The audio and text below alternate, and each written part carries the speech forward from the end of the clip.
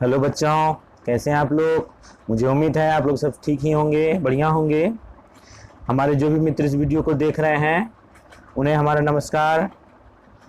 और political science के जो भी लवर हैं, ये कहिए उनके चहेते जो भी हैं, जो भी पॉलिटिकल साइंस को चाहते हैं, चाहे वो पॉलिटिकल साइंस से ग्रेजुएशन कर रहे हो या ऑनर्स कर रहे हो, उनके लिए ये बेसिक है।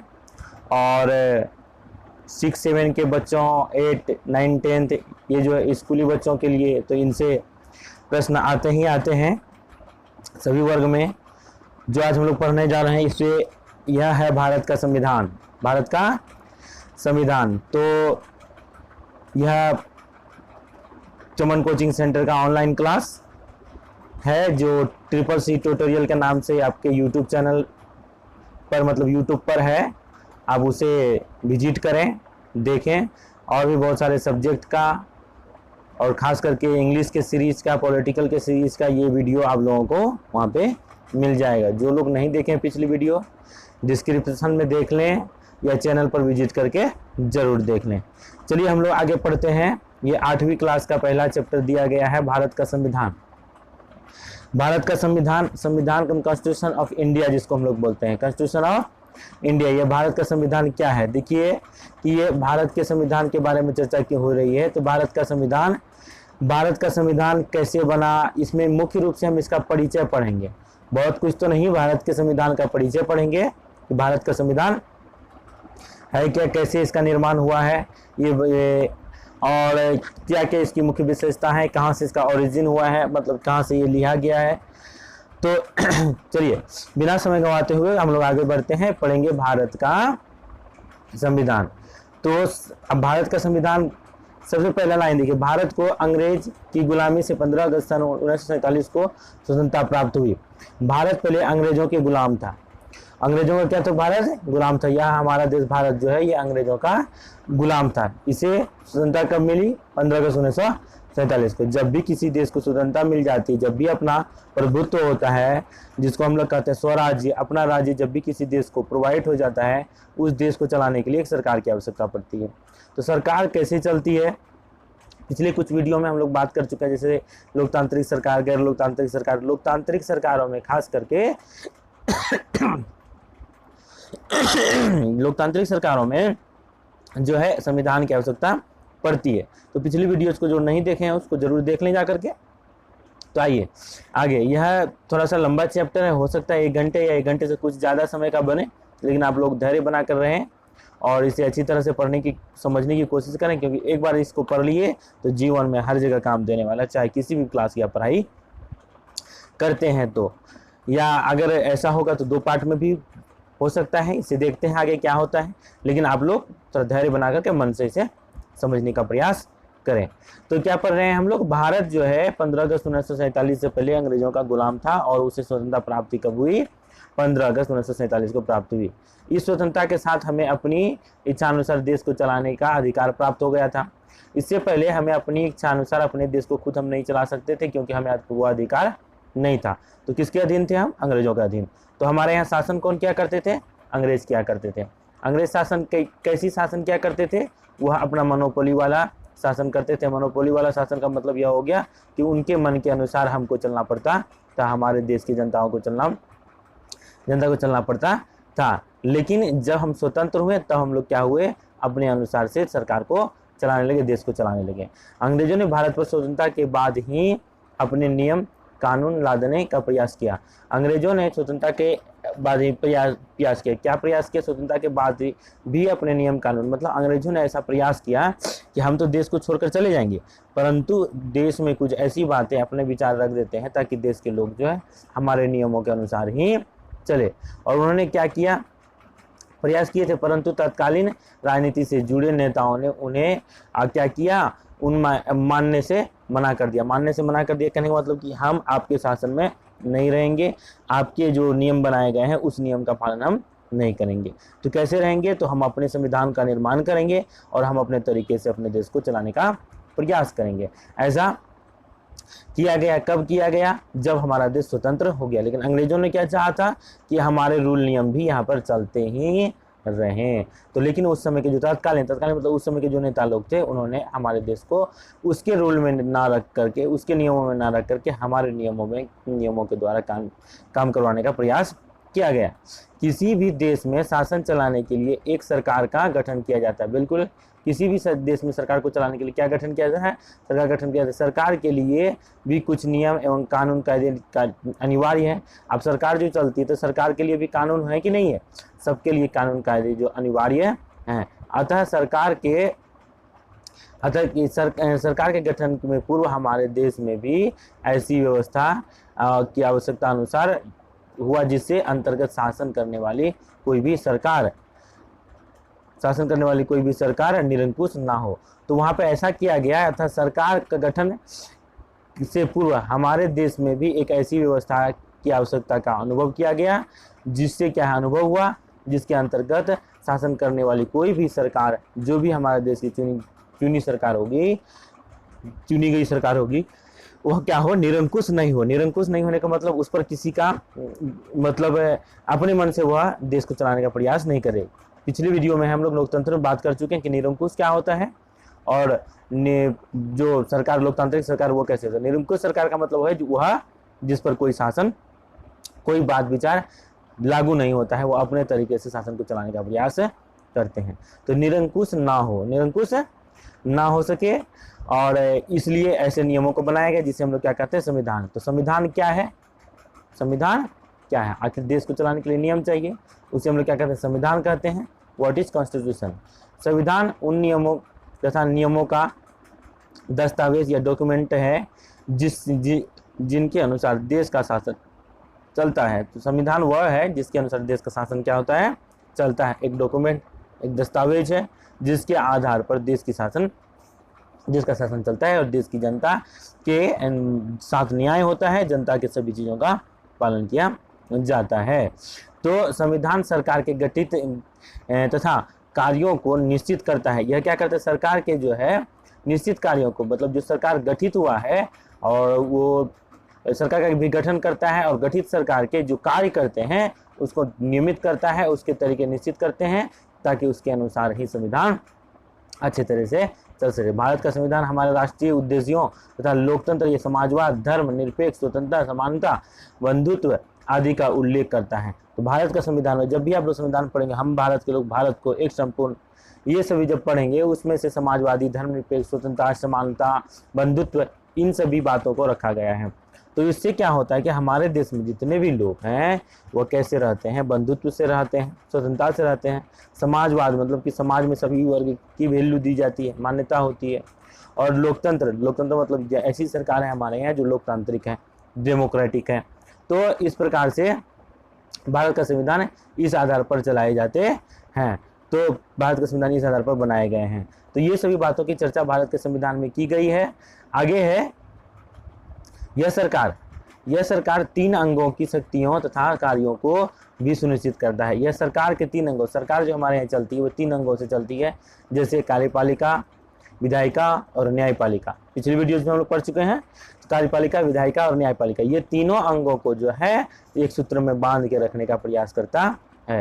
ये नागरिकों के अधिकारों एवं कर्तव्यों की व्याख्या करता है। नागरिकों के जो अधिकार है, जो कर्तव्य है, उसकी व्याख्या करता है, तथा राज्य एवं नागरिकों के बीच संबंधों को भी नियमित करता है। और राज्य और नागरिकों के बीच में जो संबंध है उसको भी नियमित करता है। संविधान का सम्मान करना परम कर्तव्य। हमारा परम कर्तव्य क्या है? संविधान का समाधान करना और उसका सम्मान करना, मतलब संविधान के आधार पर चलना और उसका सम्मान करना। कहीं पे भी जैसे राष्ट्रगान हो, राष्ट्रीय ध्वज हो, उसके साथ हमारा संविधान हो, उसका हमें संविधान सम्मान करना चाहिए। कभी उससे हटकर कोई कार्य नहीं करना चाहिए। संविधान भारत, फ्रांस तथा संयुक्त राज्य अमेरिका के संविधानों की भांति लिखित भी हो सकता है अथवा ग्रेट ब्रिटेन की तरह अलिखित भी हो सकता है। देखिए, कहा जाता है कुछ देशों में संविधान कैसे हैं? लिखित हैं, और कुछ देशों में ऐसे हैं जहाँ पे कि संविधान कैसे हैं? अलिखित हैं। तो अलिखित संविधान कहाँ के हैं? तो ग्रेट ब्रिटेन के संविधान जो है वह अलिखित है।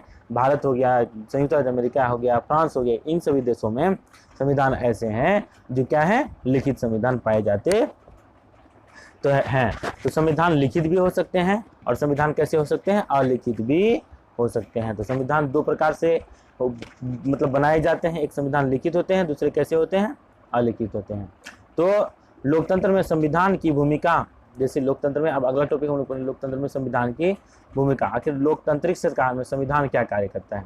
पिछले वीडियोज को अच्छी तरह से आप देख लें ताकि लोकतंत्र बहुत अच्छी तरीके से समझ में आए। लोकतंत्र समझ में आ जाएगा तो पूरा संविधान और अन्य देश के सभी तौर तरीकों को या किसी भी लोकतांत्रिक राज्यों को समझने में बहुत अच्छा मौका, बहुत सहूलियत मिलेगा आप लोगों को। आज का युग लोकतांत्रिक युग है, लोकतंत्र का युग है, मतलब विश्व के सभी देशों में लगभग लोकतंत्र लागू हो रहा है। प्रतिनिधियों के साथ में होती है और वे प्रतिनिधियों के हाथ में होती है, वे लोगों के प्रति उत्तरदायी होती है। लोकतांत्रिक सरकार कैसी होती है, वो लोगों के प्रति उत्तरदायी होती है और यह प्रतिनिधियों के द्वारा चलाई जाती है। वह जवाबदेही होती है, जवाबदेही का मतलब प्रतिनिधियों का उत्तरदायी होता है। तो हम लोग जब शासन करते हैं अपने देश पे, वह शासन कैसा शासन है, इसमें क्या होता है कि हम खुद से जाके शासन नहीं करते, शासन कौन करते हैं, हमारे प्रतिनिधि करते हैं। इस तरह के हम लोग प्रत्यक्ष लोकतंत्र नहीं होकर के यहाँ पे अभी परोक्ष लोकतंत्र है या प्रतिनिधि शासन चलाया जाता है। तो प्रतिनिधि शासन में ऐसा होता है जिसमें जनता खुद भाग नहीं लेती है, तो भाग कौन लेते हैं, जनता के प्रतिनिधि भाग लेते हैं। वे सत्ता का प्रयोग स्वेच्छा से नहीं कर सकते हैं, वे अपने अनुसार से सत्ता का प्रयोग नहीं कर सकते हैं, जनता के मत के आधार पर ही सत्ता का प्रयोग कर सकते हैं। वे कुछ नियमों तथा सिद्धांतों में बंधे होते हैं, कुछ नियम और सिद्धांत होते हैं उसके, उसी में वो बंधे होते हैं। राज्य संगठनों का एक संगठन है, राज्य संगठनों का एक संगठन है। देखिए, संगठनों का एक संगठन, कोई भी राज्य, कहने का मतलब राज्य की बात करें तो यहाँ हम लोग देश को ले लेंगे। तो देश जो है कोई भी राज्य के संगठन, जैसे कि अब भारत ही है, भारत में कई सारे राज्य हैं, उस संगठनों से ये बने हुए हैं। प्रत्येक संगठन कुछ नियमों के अनुसार कार्य करता है, प्रत्येक संगठन कुछ नियमों के अनुसार कार्य करता है और यही संगठन जो नियमों के अनुसार कार्य करता है उसे हम लोग क्या कहते हैं, संविधान। ये सिद्धांत किसी व्यक्ति या व्यक्तियों के समूह को अपनी इच्छा से चलने से रोकता है, किसी को भी अपनी इच्छा से चलने से रोकता है। देश की सरकार है, वो अपनी इच्छा से नहीं चलेगी तो क्या, एक नियमों से चलेगा। तो प्रत्येक व्यक्ति की स्वतंत्रता को सुनिश्चित करते हैं और प्रत्येक व्यक्ति की स्वतंत्रता को वो क्या करते हैं, सुनिश्चित करने का काम करते हैं। यह जो है संविधान का एक मतलब ये बनाया गया है कि जिसको हम लोग संविधान कहते हैं, ये सुनिश्चित करते हैं। और ये सिद्धांत सरकार के अंगों की स्थापना, उसकी शक्तियों, पारस्परिक संबंध तथा नागरिकों के अधिकारों एवं कर्तव्यों को सुनिश्चित करते हैं। अतः प्रजातंत्र के लिए संविधान अत्यधिक महत्वपूर्ण है। तो प्रजातंत्र के लिए संविधान बहुत ही महत्वपूर्ण है। कैसे महत्वपूर्ण है, यह पारस्परिक संबंध तथा नागरिकों के अधिकारों एवं कर्तव्यों को सुनिश्चित करते हैं, नागरिकों के अधिकारों एवं कर्तव्यों को सुनिश्चित करते हैं। प्रजातंत्र के लिए संविधान अत्यधिक महत्वपूर्ण है और तो प्रजातंत्र के लिए संविधान अत्यधिक महत्वपूर्ण है। प्रजातंत्र मतलब लोकतंत्र, लोकतंत्र मतलब जहाँ पे जनता का शासन हो, ना कि किसी तानाशाह का शासन हो, राजतंत्र किसी राजा का शासन हो। ऐसे जगह पे लोकतंत्र का हनन होता है और वहाँ पे कोई संविधान कार्य नहीं करता है। अब उनकी मर्जी से देश को चलाया जाता है, शासन को चलाया जाता है, परंतु लोकतांत्रिक सरकार में संविधान के आधार पर देश को चलाया जाता है। भारतीय संविधान के प्रमुख आदर्श हैं। आखिर भारतीय संविधान की मुख्य विशेषताएं क्या हैं, आदर्श का क्या है, भारतीय संविधान में किन बातों को मुख्य रूप से रखा गया है। जैसे हम लोग कहते हैं हमारा देश धर्मनिरपेक्ष देश है, हम भारत में रहते हैं, यहाँ पे बंधुत्व से रहते हैं, समानता से रहते हैं, स्वतंत्रता से रहते हैं। तो ये सभी आदर्श हैं। तो इन आदर्शों के बारे में हम लोग जानेंगे। क्या लिखा है, main ideas of the Indian constitution. तो ये हमारे स्वतंत्रता सेनानियों को अपने देश के को विदेशी चंगुल से मुक्त कराने के लिए लंबा संघर्ष करना पड़ा था। बिल्कुल लंबा संघर्ष करना था। 1857 से लेकर हमारे यहाँ पहला युद्ध जब हुआ, पहला युद्ध क्या अंग्रेजों के खिलाफ जो विरुद्ध जताया गया वो अपन 1857 था। 1857 से 1947 लगभग 90 वर्षों तक जो है हमारे देश के लोग कुर्बानियाँ देते रह गए।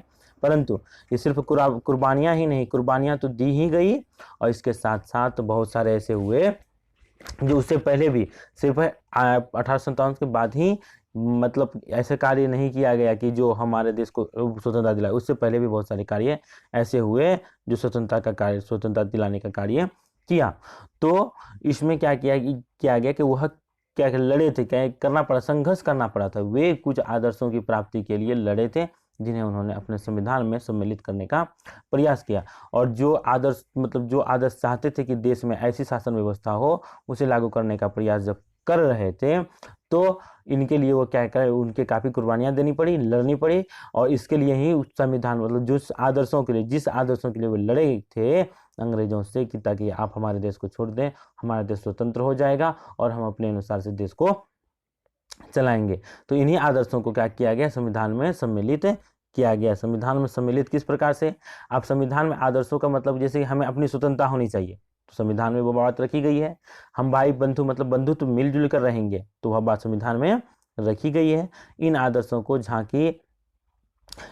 की झांकी हमें संविधान की प्रस्तावना के अध्ययन से मिलती है। जब संविधान की प्रस्तावना को पढ़ते हैं हम भारत के लोग, भारत को एक संपूर्ण प्रभुत्व संपन्न, ये उसी से हम लोगों को पता चल जाता है कि क्या आदर्श आखिर वे लोग चाहते थे। हमारे देश की जो आज़ादी के जो दीवाने थे, जो आज़ादी चाहते थे, स्वतंत्रता चाहते थे, तो वह क्या आदर्श इस देश में चाहते थे।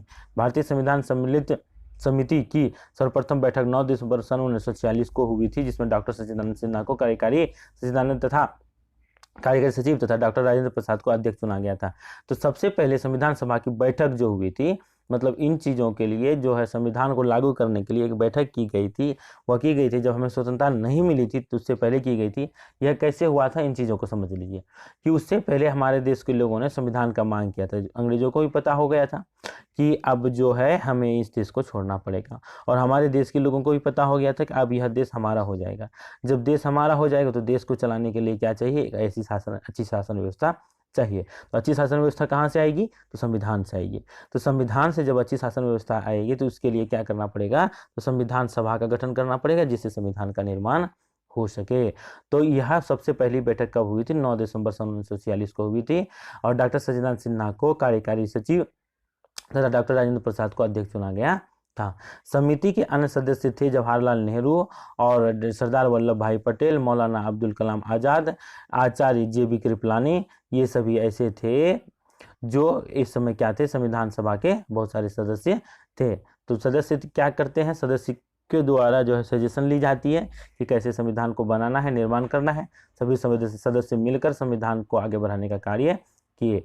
N Gopal Swami Iyer, के.M. Munshi, Mohammad सदाउल्लाह, DP Khetan, DBR आदि, मतलब डॉक्टर BR आदि, ये जो हैं सभी इस समिति के क्या थे, सदस्य थे। लेकिन उस समय कौन सचिव सबसे पहले कौन थे, डॉक्टर सच्चिदानंद सिन्हा, और अध्यक्ष कौन थे, डॉक्टर राजेंद्र प्रसाद।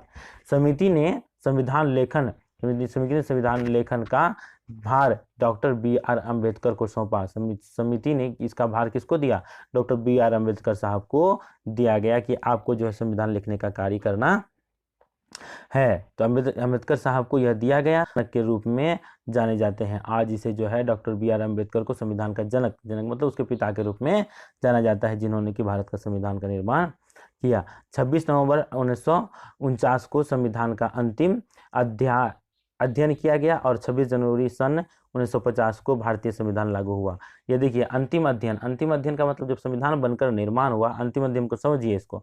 तो संविधान जब बनकर निर्माण हुआ, इस पर कई दिनों तक बहस हुए, कई दिनों तक, मतलब बहुत दिनों तक बहस हुआ कि मतलब आखिर संविधान में क्या गलत है, क्या सही है, किस पर विचार करनी चाहिए, किन बातों को रखनी चाहिए, किन बातों को हटा देनी चाहिए, कौन जो है लोगों के सम्मान का हनन करता है, कौन सम्मान को रखता है, कौन, सभी तरह के बातों का विचार करके, पूरा डिस्कशन करके, अध्ययन करके फिर 26 जनवरी 1950 को भारतीय संविधान लागू किया गया।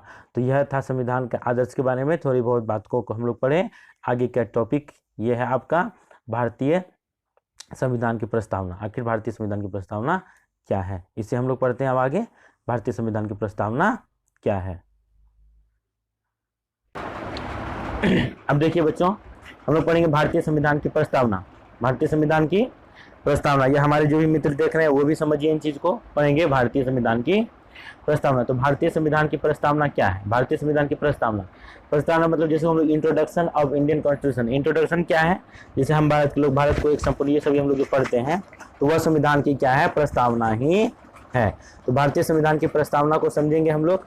तो संविधान के 42वें संशोधन जो 1976 में हुआ था और द्वारा संविधान की प्रस्तावना में कुछ परिवर्तन किए गए। संशोधित रूप प्रस्तावना निम्नवत है। देखिए, सब पहले जो था संविधान कुछ अलग तरीके से था, लेकिन 1976 में इसका संशोधन करके जो है संविधान का संशोधन होता है समय समय पर। हमारे देश का संविधान कुछ अंशतः लचीले हैं, अंशतः कठोर भी हैं, कुछ लचीले भी हैं, कुछ कठोर भी हैं, इसलिए हम लोग अंशतः इस लचीले अंशतः कठोर इसको कह सकते हैं। क्या किसे कह सकते हैं? भारतीय संविधान को माना जा सकता है। तो भारतीय संविधान की प्रस्तावना में जो है यह बदलाव कब किया गया था?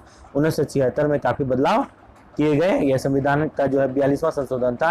तो हमारे संविधान में जो संशोधन की व्यवस्था की गई है, तो क्या कहें हम, भारत के लोग भारत को एक संपूर्ण प्रभुत्व संपन्न समाजवादी धर्मनिरपेक्ष लोकतांत्रिक गणराज्य बनाने के लिए तथा उसके समस्त नागरिकों को सामाजिक, आर्थिक और राजनीतिक न्याय, विचार, अभिव्यक्ति, विश्वास, धर्म और उपासना की स्वतंत्रता, प्रतिष्ठा और अवसर की समानता प्राप्त कराने के लिए तथा उन सब में व्यक्ति की गरिमा और राष्ट्र की एकता और अखंडता सुनिश्चित करने वाली बंधुत्व बढ़ाने के लिए दृढ़ संकल्प होकर इस संविधान को, है ना, दृढ़ संकल्प होकर अपनी इस संविधान सभा में आज तारीख 26 नवंबर 1949 ईस्वी को एतद द्वारा इस संविधान को अंगीकृत, अधिनियमित और आत्मसमर्पित करते हैं। तो देखिए ये संविधान में एक प्रस्तावना है और प्रस्तावना पूरा इंट्रोडक्शन है। कैसे हैं हम भारत के लोग? कहते हैं हम जो हैं, हम जो मतलब क्या जनता भारत की, वो कहाँ के लोग हैं? भारत के लोग हैं। भारत को एक संपूर्ण प्रभुत्व संपन्न, मतलब अपने प्रभुत्व में, किसी के दूसरे के प्रभुत्व में नहीं, प्रभुत्व संपन्न और एक संपूर्ण, पूरा भारत एक कड़ी में बंधे हो, अलग अलग खंडों में नहीं। समाजवादी, जहाँ पे समाजवादी विचारों को लागू किया जाए। पंथ निरपेक्ष, सभी पंथ मतलब सभी पंथों के लोग यहाँ रह सकते हैं, जिसको हम लोग धर्मनिरपेक्ष कह सकते हैं। लेकिन अब वो पंथ धर्मनिरपेक्ष की जगह पंथ निरपेक्ष का प्रयोग किया जाता है। लोकतंत्रात्मक गणराज्य, मतलब भारत की सरकार जो है, भारत में जो सरकार की प्रणाली है, शासन प्रणाली है, ये लोकतंत्रात्मक है। बनाने के लिए उसके समस्त नागरिकों को, हम इस भारत में जितने भी नागरिक हैं उसको आर्थिक और राजनीतिक, सामाजिक, आर्थिक और राजनीतिक न्याय, विचार, अभिव्यक्ति, विश्वास, धर्म और उपासना की स्वतंत्रता, प्रतिष्ठा और अवसर की समता प्राप्त कराने के लिए, मतलब क्या क्या होने चाहिए उसके? होने चाहिए क्या? सामाजिक, आर्थिक और राजनीतिक न्याय मिलना चाहिए, विचारों की अभिव्यक्ति होनी चाहिए, और विश्वास, धर्म और उपासना, मतलब उपासना जो पर्व त्यौहार अपने धर्म की मान्यता जिनकी है, सबको अपने अपने धर्म की प्रतिष्ठा बची हुई है, और अवसर की समानता प्राप्त कराने के लिए उन सब में व्यक्ति की गरिमा और राष्ट्र की एकता, अखंडता सुनिश्चित करने वाली बंधुत्व बढ़ाने के लिए दृढ़ संकल्प होकर अपनी इस संविधान सभा में आज तारीख 26 नवंबर, आज तारीख मतलब उस दिन जो था तारीख 26 नवंबर 1949 को ये संविधान को क्या किया गया था? अंगीकृत अधिनियमित। अंगीकृत अधिनियमित का मतलब हो गया उसको एक्सेप्ट किया गया था। उस दिन लागू तो नहीं किया गया था, लेकिन एक्सेप्ट जरूर कर लिया गया था। संविधान सभा में देश की सरकारों से क्या कर ली थी? एक्सेप्ट कर ली थी। तो यह है हमारा संविधान का जो है प्रस्तावना। संविधान का प्रस्तावना इसे कहा जाता है। उसका जो भारतीय संविधान विश्व के सभी संविधानों में से बड़ा है, मतलब इससे बड़ा, लार्जेस्ट, इससे बड़ा कोई संविधान विश्व में कोई भी देशों में कोई भी किन्हीं भी देश में, कोई भी देश है जो भी, तो उसमें किसी भी देश में इतनी बड़ी संविधान कहीं पे नहीं है, इतना बड़ा संविधान कहीं नहीं है। संविधान है जो विश्व के सबसे बड़े लोकतांत्रिक देशों में लागू किया गया है, मतलब ऐसा कोई संविधान है जो विश्व के सबसे बड़े लोकतांत्रिक देशों में लागू किया गया है। मूल संविधान में 395 अनुच्छेद थे, 395 अनुच्छेद थे, 8 अनुसूचियाँ थी, और जिनमें संबंधित इसके 4 अनुसूचियाँ की वृद्धि करके 12 अनुसूचियाँ कर दी गई। कब किया गया? 1976 में। इस प्रकार प्रस्तावना संविधान की आत्मा को परिलक्षित करती है। तो प्रस्तावना को सोल कहते हैं, आत्मा कहते हैं। किसकी आत्मा कहते हैं? कॉन्स्टिट्यूशन। और सावधान की आत्मा कहते हैं, किसे कहते हैं? प्रस्तावना को। तथा यह प्रदर्शित करती है कि भारत के लोग उसकी एक वास्तविक सत्ता है, और भारत के लोग ही उसकी एक वास्तविक सत्ता है। हम भारत के लोग, इसमें बोला जा रहा है हम भारत के लोग, तो भारत की सत्ता वास्तविक किसके हाथों में है? भारत के लोगों के ही हाथों में है। देश का सर्वोच्च दस्तावेज देश की जनता ही है, और देश की जनता के प्रतिनिधियों द्वारा ही बनाया गया है। मतलब जिसे हम चुनकर भेजते हैं वही प्रतिनिधि देश के सबसे सर्वोच्च दस्तावेज का निर्माण किया है। सर्वोच्च दस्तावेज का मतलब क्या हो गया? संविधान का निर्माण किया है। तो हमारे प्रतिनिधियों ने ही इसका निर्माण किया। संविधान की प्रकृति तथा लक्ष्य प्रभुत्व संपन्न समाजवादी पंथ या धर्मनिरपेक्ष लोकतांत्रिक गणराज्य शब्दों का वर्णित है। देखिए क्या कहते हैं, शब्दों द्वारा वर्णित है, मतलब इसके प्रस्तावना में जो है मेन क्या है, प्रभुत्व संपन्न, समाजवादी, निरपेक्ष, ये सभी बातों को रखा गया है, जो क्या है, लोकतंत्रात्मक गणराज्य शब्दों द्वारा वर्णित किया गया है। मतलब इससे हम ये समझ सकते हैं संविधान की मुख्य आदर्श, मुख्य परिचय क्या है, प्रभुत्व संपन्न। प्रभुत्व संपन्न मतलब क्या, दूसरे किसी भी देश को, किसी भी शासन के अधीन हम नहीं होंगे, हमारा शासन खुद का होगा जिसे हम चलाएंगे। हमारा देश संप्रभु राज्य है, जिसको हम लोग लिखा है प्रभुत्व संपन्न। पंथ निरपेक्ष का मतलब यहाँ पे सभी धर्मों के लोग रह सकते हैं। लोकतंत्रात्मक शासन प्रणाली है, यहाँ पे लोगों द्वारा शासन चलाई जाती है, मतलब कि यहाँ पे राजा या कोई भी देश की सरकार जो होती है वो अपने ढंग से सरकार को नहीं चलाती, वो संविधान यानी जनता के अनुसार ही संविधान का चलाने का प्रयास करती है। ये सभी बातें यहाँ उल्लेखनीय है कि मूल संविधान प्रस्तावना में संप्रभुत्व संपन्न लिखा, प्रभुत्व संपन्न, लोकतंत्रात्मक, गणराज्य तथा राष्ट्र की एकता शब्द लिखे गए थे। समाजवादी, धर्मनिरपेक्ष तथा अखंडता शब्द संशोधन के बाद जोड़े गए। तो ये सभी बातें ऊपर में जोड़ा गया था कि राष्ट्र की एकता शब्द, ये सभी संविधान में पहले से ही लिखा गया था, लेकिन समाजवादी, धर्मनिरपेक्ष तथा अखंडता शब्द को बाद में जोड़ा गया। कब जोड़ा गया? 1976 में, जब संविधान का 42वां संविधान संशोधन हुआ, उस समय से जोड़ा गया। तो यह मुख्य बातें थी प्रस्तावना की। अब आइए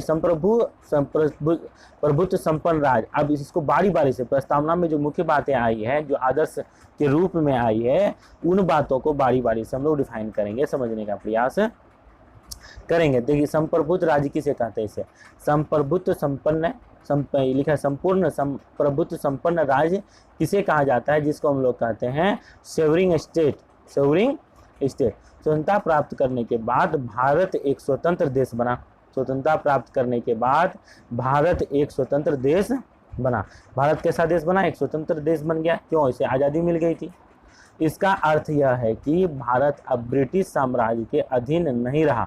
अब ब्रिटिश साम्राज्य के अधीन भारत नहीं रहा। अब कैसे हो गया भारत? कैसा हो गया भारत? अब अपने साम्राज्य में आ गया और अपना शासन खुद से करने का इसके अंदर एबिलिटी आ गई, क्षमता आ गई।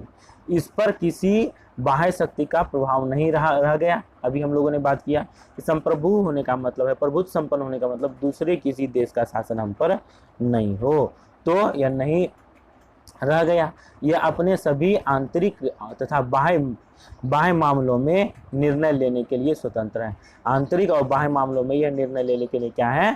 स्वतंत्र है। अब यह किसी भी देश के साथ संबंध स्थापित कर सकता है। अब यह किसी भी देश के साथ संबंध स्थापित कर सकता है, चाहे जिससे वो संबंध बना सकते हैं और चाहे जिससे संबंध नहीं बना सकते। मतलब अपने अनुसार ही हम किसी से मिलकर रह सकते, किसी से मित्रता कर सकते हैं या किसी से शत्रुता कर सकते हैं। किसी के जबरन मतलब किसी के जबरदस्ती करने से फोर्सफुल्ली हम किसी के अंडर में नहीं हो सकते था। तथा कोई भी बाहरी शक्ति हमारे देश के घरेलू आंतरिक मामले में हस्तक्षेप नहीं कर सकती। मतलब कोई भी बाहरी शक्ति जो है हमारे घरेलू मामले में, आंतरिक मामले में हस्तक्षेप नहीं कर सकती। इसको हम लोग कहते हैं संपूर्ण प्रभुत्व संपन्न राज्य। संपूर्ण प्रभुत्व संपन्न राज्य का होने का मतलब है हमारा शासन हमारे हाथों में है, ना कि हम किसी के अंदर में हैं। इस प्रकार से हम अपने देश के शासन को इस प्रकार से समझ सकते हैं कि यह संपूर्ण प्रभुत्व संपन्न राज्य किसे कहते हैं? तो हमारे देश का शासन हमारे ही हाथों में है, हमारे देश की जनता एवं सरकार के हाथों में, ना कि किसी अन्य देशों के सरकारों के हाथों में है। तो इसे हम लोग कहते हैं संपूर्ण प्रभुत्व संपन्न राज्य। नेक्स्ट पढ़ेंगे हम लोग समाजवादी राज्य। समाजवादी राज्य आखिर किसे बोला जाता है? समाजवादी राज्य किसे कहते हैं? ध्यान दीजिए, समाजवादी राज्य को पढ़ेंगे हम लोग। समाजवादी राज्य वह है जिसमें सभी को देश की संपदा पर समान अधिकार तथा उससे लाभ प्राप्त करने के समान अवसर प्राप्त हो। देश में जो भी संपदा है, जो भी रिसोर्सेस हैं, संसाधन है, उन संसाधन का उपयोग सभी करें। ऐसा नहीं कि बड़े वर्ग छोटे वर्ग ऐसे बंटवारा करके ऐसा नहीं किया गया है। सभी लोग मिल करके उस पर अच्छी तरह से शासन करे, उस पर सबका अधिकार हो और अधिकार हो, इसका लाभ सबको प्राप्त हो। इसे हम लोग कहते हैं क्या? समाजवादी राज्य। सबको इसका लाभ प्राप्त हो। हमारे देश में अपार आर्थिक विषमताएं विद्यमान हैं। आर्थिक विषमताएं मतलब कहीं पे बहुत ज़्यादा आर्थिक क्षमता है, आर्थिक क्षमता है, जिसके कारण कहीं पे हमारे देश में सोने के खान मिलते हैं, कहीं कोयले के खान मिलते हैं, कहीं बिल्कुल उपज नहीं होती, कहीं बहुत ज़्यादा उपज होती है। तो इस प्रकार से आर्थिक विषमताएं मतलब अलगाव है।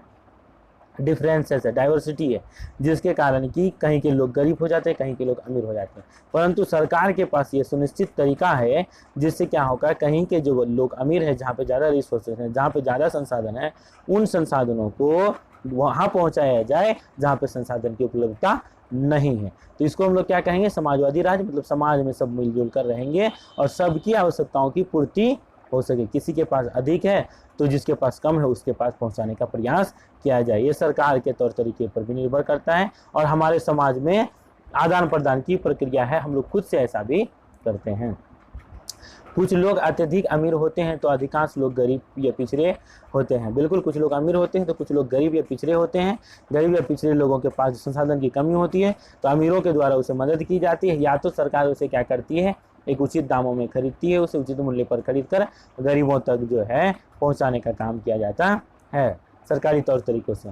अमीर और गरीब के बीच अंतर कम करने के लिए हमारे नेताओं ने समाजवाद की नीति अपनाई। अगर यह समाजवादी की नीति नहीं होती तो अमीर होता चला जाता और गरीब गरीब होता चला जाता, जिसमें अमीर और गरीबों के बीच में क्या आ जाती, खाई उत्पन्न हो जाता, मतलब दोनों दूरियां उत्पन्न हो जाती। इन दूरियों को मतलब खत्म करने के लिए, जो है समाप्त करने के लिए हमारे संविधान निर्माताओं ने क्या किया है, संविधान निर्माताओं ने क्या किया कि समाजवादी बातों को रखा, समाजवाद की नीति अपनाई। संविधान की प्रस्तावना समाजवाद शब्द जोड़ा गया, संविधान की प्रस्तावना में समाजवाद शब्द जोड़ा गया। इसका अर्थ यह है कि राज्य की नीतियां इस प्रकार बनाई जाए जो सभी व्यक्तियों के कल्याण के लिए हो। राज्य की नीतियां ऐसी बनाई जाए सभी व्यक्तियों के कल्याण के लिए हो। राष्ट्रीय संपदा का वितरण इस प्रकार किया जाए जिससे व्यक्तियों की आय संबंधी पर्याप्त क्षमताएं कम हो।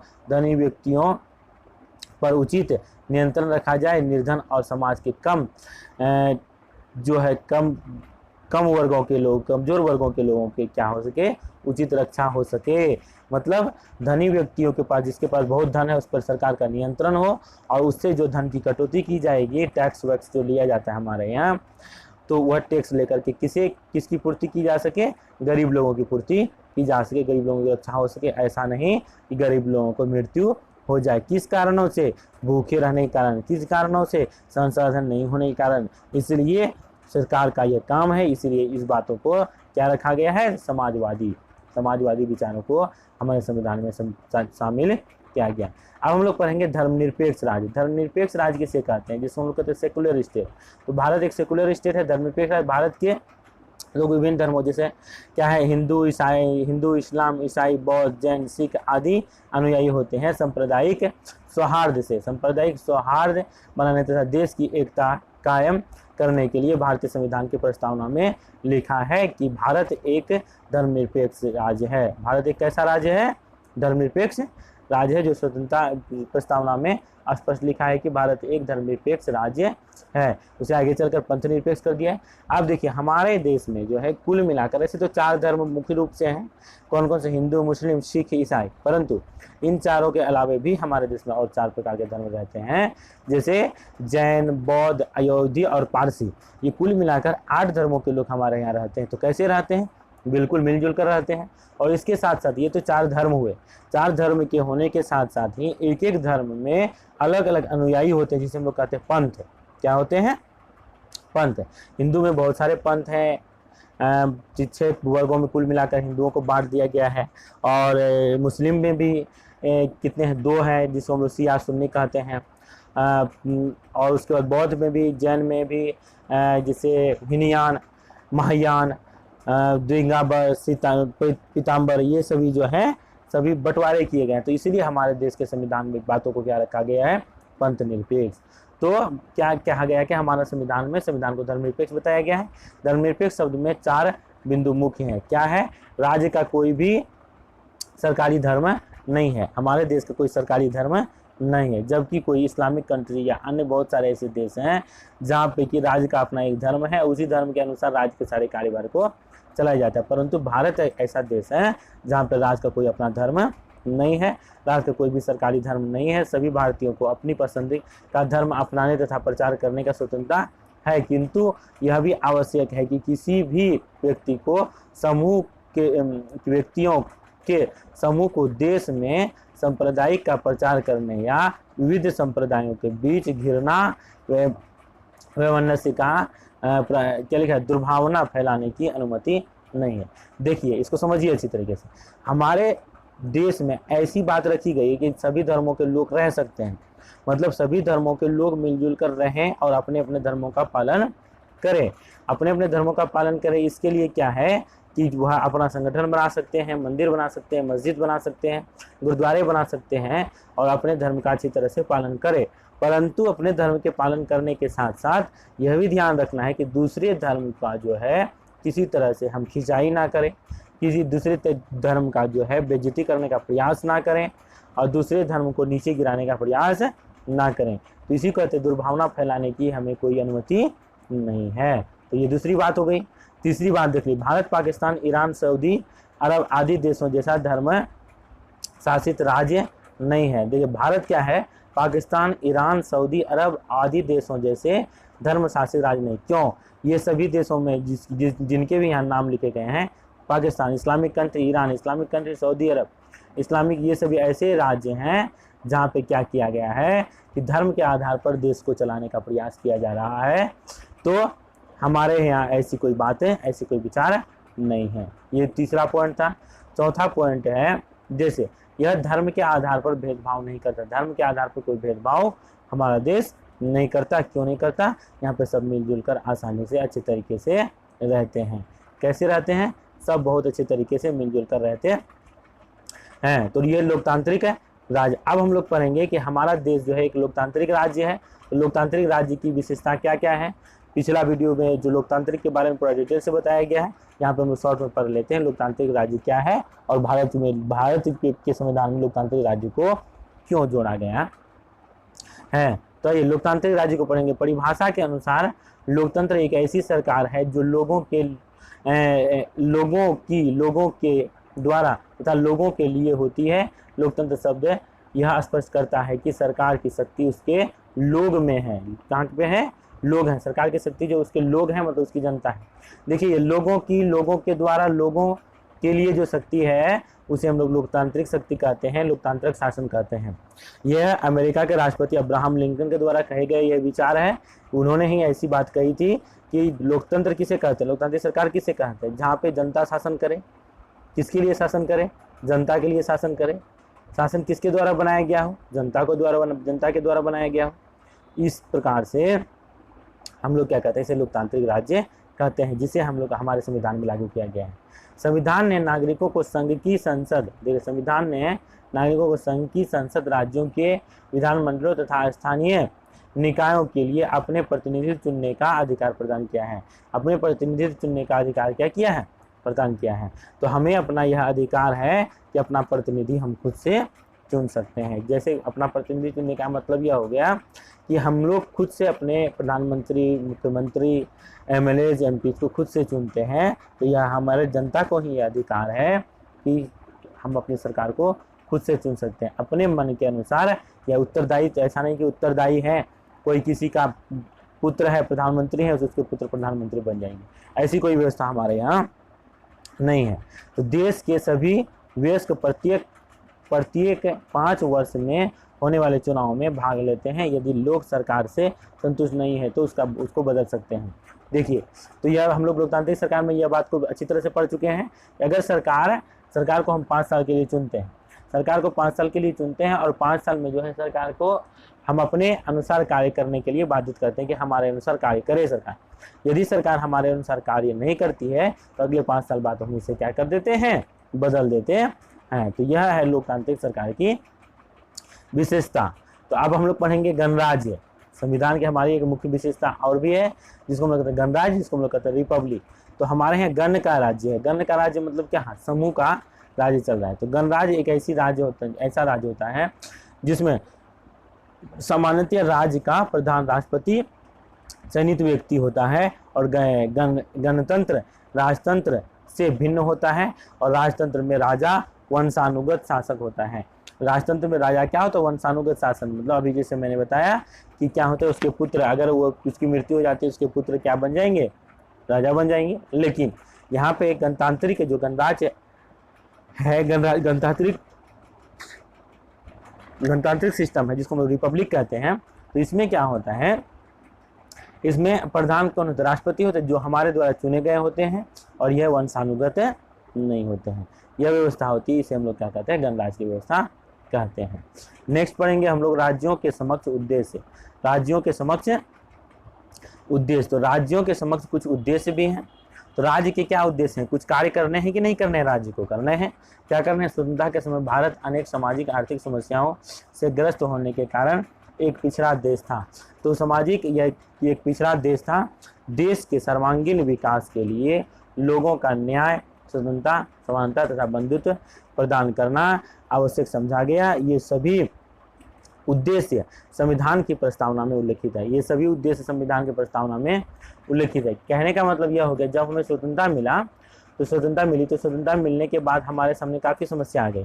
क्या आ गई? अकाल की समस्या आ गई, क्योंकि सारे धन संपत्ति को लगभग अंग्रेज लूट कर लेकर चले गए थे।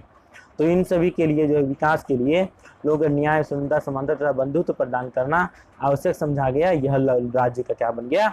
एक उद्देश्य बन गया, जिसे संविधान में शामिल किया गया, संविधान की प्रस्तावना में शामिल किया गया है। इस प्रकार से इसे हम लोग राज्यों के समक्ष उद्देश्य, राज्यों के समक्ष कैसे उद्देश्य? तो न्याय के उद्देश्य, स्वतंत्रता का उद्देश्य, समानता का और बंधुत्व का उद्देश्य को शामिल किया गया। नेक्स्ट देखिए क्या है? न्याय, जिसको हम लोग कहते हैं जस्टिस। तो न्याय सभी को मिलना चाहिए। एक राज्य में हम लोग रहते हैं तो न्याय सबको मिलना चाहिए कि नहीं मिलना चाहिए? सबको न्याय मिलना चाहिए। कैसे? प्रस्तावना में स्पष्ट रूप से कहा गया है कि भारत के सभी लोगों को सामाजिक, आर्थिक, राजनीतिक न्याय मिलना चाहिए। सामाजिक हो या आर्थिक हो या राजनीतिक हो, इस तरह का कोई दबाव किसी पर कोई नहीं डाल सकता है। सबको अपना अपना न्याय मिलना चाहिए। इन लक्ष्यों को ध्यान में रखकर ही सरकार ने समाजवाद को अंतिम लक्ष्य के रूप में अपनाया। समाजवाद को कैसे अपनाया? अंतिम लक्ष्य के रूप में इसे अपनाया। हमारा समाज अनेक सामाजिक विषमताओं से ग्रस्त है। हमारा समाज अनेक सामाजिक विषमताओं से ग्रस्त है। कैसे सामाजिक विषमताओं? जैसे वर्ण भेद के आधार पर, लिंग भेद के आधार पर, आर्थिक भेद के आधार पर, ऊंचा वर्ग, नीचा वर्ग, इस प्रकार से उच्च जाति, निम्न जाति, अलग अलग संप्रदाय, इस तरह से विषमताएं। भारत एक विषमताओं का देश है, काफ़ी डाइवर्सिटी है। पीछे की वीडियो में हम लोग पढ़ चुके हैं कि डाइवर्सिटी, यूनिटी इन डाइवर्सिटी, इस प्रकार से मतलब अनेकता में एकता। इन चीज़ों को समझिए। फिर से नहीं देखें तो इस वीडियो को फिर से आप लोग किसी भी क्लास के हो, किसी भी ऊंचे भी क्लास के हो, तो उस वीडियो को जरूर जाकर देख लें, ताकि उससे आप लोगों को बहुत कुछ समझ में आएगा। सामाजिक विषमताओं से ग्रस्त है। जाति प्रथा लोगों के उच्च तथा निम्न जातियों में बांटती है। तो लोगों को उच्च जाति, निम्न जाति में जैसे बांटती है। कहने का मतलब भारत में जो है काफ़ी विषमताएं देखने को मिलती है। अंतर बहुत से अन्यायों को जन्म देती है। और यह अंतर जो है लोगों के अंदर, कोई उच्च जाति, निम्न जाति, लिंग भेद, इन सभी के आधार पर बहुत सारे अन्यायों को जन्म देती है। एक दूसरे का मतलब मान का हनन करने लगते हैं तो अन्याय हो जाता है। तो अन्याय की जब हमारे ऊपर हो जाता है तो हमें क्या, किसकी शरण लेनी चाहिए? तो न्याय की शरण लेनी चाहिए। न्याय मतलब कोर्ट का शरण लेंगे। कोर्ट क्या काम करेगा? कोर्ट हमें यह करने का प्रयास करेगा कि हमें न्याय दिलाने का प्रयास कोर्ट करेगा। तो इस प्रकार से, जिसको हम अदालत बोलते हैं, तो इस प्रकार से हम लोग न्याय को अच्छी तरह से समझ सकते हैं। तो निर्धन तथा निम्न जाति के लोग धनी तथा उच्च जाति के लोग द्वारा शोषित होते हैं। निर्धन और जो निम्न जाति के लोग हैं उन्हें क्या कहते हैं? उच्च जाति और उच्च कोटि के लोगों के द्वारा क्या किया जाता है? उसे परेशान किया जाता है, शोषित किया जाता है। वो शोषित होते हैं तथा उसके दुर्व्यवहार भी किया जाता है, उनसे दुर्व्यवहार भी किया जाता है। मारपीट करना, उसके शारीरिक दोहन, मानसिक दोहन, कई तरीके से मतलब शोषण किया जाता है। हमारा संविधान इन सभी विषमताओं को हटाने के लिए, समाज में कमजोर वर्गों को विभिन्न सुविधाएं दिलाने के लिए और दिलाकर उसके लिए सामाजिक न्याय को सुनिश्चित करने हेतु प्रतिबद्ध है। तो सुनिश्चित सामाजिक न्याय को सुनिश्चित करने हेतु हमारा संविधान क्या है? प्रतिबद्ध है। इस प्रकार से तो यह जो प्रतिबद्ध है, कहने का मतलब यह न्याय दिलाने के लिए हमारे संविधान में व्यवस्था की गई है। तो यह व्यवस्था जो है क्या कहलाती है? न्याय की व्यवस्था कहलाती है। तो यह न्याय कैसी होनी चाहिए? सामाजिक, आर्थिक, राजनीतिक न्याय सबको मिलना चाहिए। जो भी हमारे देश में रह रहे हैं, इसे इस तरह के न्याय मिलना ही चाहिए। अब हम लोग पढ़ेंगे स्वतंत्रता। क्या पढ़ेंगे? स्वतंत्रता, जिसको हम लोग कहते हैं लाइबर्टी। तो स्वतंत्रता कल भी हम लोग पिछले टॉपिक में पढ़े थे कि लाइबर्टी क्या है। तो लोकतांत्रिक राज्यों में स्वतंत्रता होती है। जिसको हम लोग लाइबर्टी कहते हैं। तो यहाँ लाइबर्टी क्या है, तो यहाँ पे स्वतंत्रता बोलते हैं इसको। स्वतंत्रता का सिद्धांत लोकतंत्र का अभिन्न अंग है। लोकतंत्र का अभिन्न अंग कौन है? स्वतंत्रता का सिद्धांत, जिसे हमारे संविधान में शामिल किया गया है। भारत के सभी नागरिकों को अपनी इच्छानुसार जीवन शैली अपनाने की स्वतंत्रता उपलब्ध है। भारत के सभी नागरिकों को अपने अनुसार जीवन शैली मतलब अपने तरीके से जिए, किसी के कहे अनुसार नहीं। आपको क्या खाना है, क्या पहनना है, क्या पीना है, कैसे जीवन बिताने हैं, इसके लिए किसी के बातों पर हम नहीं रहेंगे। आप खुद से अपने तरीके से जिएंगे। तो इसको क्या किया है कि वे निर्भीक होकर अपने विचारों को व्यक्त करते हैं तथा अपने धर्म विश्वासों का पालन करते हैं। धर्म के विश्वासों उपासनाओं का क्या करते हैं? पालन करते हैं। इसे हम लोग क्या कहते हैं? स्वतंत्रता। तो हमें सभी चीज़ों की स्वतंत्रता है, लेकिन स्वतंत्रता नहीं है। समझने वाली बात है, अच्छी तरह से नोट कर लेनी बात है, मतलब नोट कर लेने वाली बातें हैं। तो आप लोग जब भी पढ़िए, मेरे ख्याल से कॉपी लेकर पढ़िए। ऐसे तो आपको ये मिल ही जाता है, स्क्रीनशॉट बारी बारी से ले लेंगे तो पूरा बुक ही मिल जाएगा। अगर पॉसिबल होगा तो हम इसका PDF भी डाल देंगे नीचे डिस्क्रिप्शन में, परंतु कोशिश कीजिए आप लोग की मेन पॉइंट को लिख लीजिए। वीडियो को रोक करके लिख लीजिए, या एक बार पूरी तरह से देख लीजिए, दूसरी बार में आप नोट जरूर कर लीजिए समझ करके, ठीक है। तो यह हम लोग को स्वतंत्रता। धर्म की उपासना, हम लोगों को धर्म की उपासना एवं अपनी अपनी मान्यताओं को मानने का पूरा क्या दिया गया है? स्वतंत्रता दिया गया, परंतु स्वतंत्रता नहीं दी गई है। स्वतंत्रता का मतलब हम अपने धर्म को मानने के चक्कर में और अपने धर्म को या अपनी मांग को पूरी करने के चक्कर में किसी दूसरे के सम्मान का हनन नहीं करेंगे, उसका शोषण नहीं करेंगे, यह स्वतंत्रता होती है। अगर ऐसा करेंगे तो वह स्वतंत्रता हो जाएगी। इसलिए उसे क्या कहते हैं? हम लोग स्वतंत्रता को अच्छी तरह से समझ गए। अगला टॉपिक पढ़ेंगे हम लोग समानता। अगला टॉपिक क्या है हमारे लिए? समानता। समानता क्या होती है? देखिए, समानता का जिसको हम लोग इक्वलिटी कहते हैं। इक्वलिटी का मतलब हो गया समान मिलजुल कर रहना। कानून की दृष्टि में सभी नागरिक समान है। बिल्कुल सही, कानून की दृष्टि में सभी नागरिक समान है। कल भी यह बात बताई गई थी पिछली वीडियो में कि सभी नागरिक समान है। सभी नागरिक समान होने का मतलब यह हो गया, अगर कोई प्रधानमंत्री का कोई पुत्र है, बेटा है, या कोई आम जनता का बेटा, अगर कोई मतलब दोनों ने ही एक ही तरह का कोई कांड किया है कहने का मतलब कोई जुर्म किया है, तो दोनों को सजा जो मिलेगी कोर्ट के द्वारा, न्यायालय के द्वारा, दोनों को समान। ऐसा नहीं कि वो प्रधानमंत्री का पुत्र है और यह एक आम आदमी का पुत्र है। तो यह न्याय के सामने हमारे यहाँ समानता की भावना रखी गई है। इसे हम लोग क्या कहते हैं? न्याय के समक्ष समानता, जिसको हम लोग इक्वलिटी कहते हैं। जाति, धर्म, लिंग या संपत्ति के आधार पर किसी से कोई भेदभाव नहीं किया जा सकता। जाति, धर्म, लिंग आदि के आधार पर किसी से कोई भेदभाव नहीं किया जा सकता। सभी लोगों को समान स्तर पर समान अधिकार तथा समान अवसर प्राप्त हैं। समान अवसर, समान अधिकार और समान अवसर प्राप्त हैं।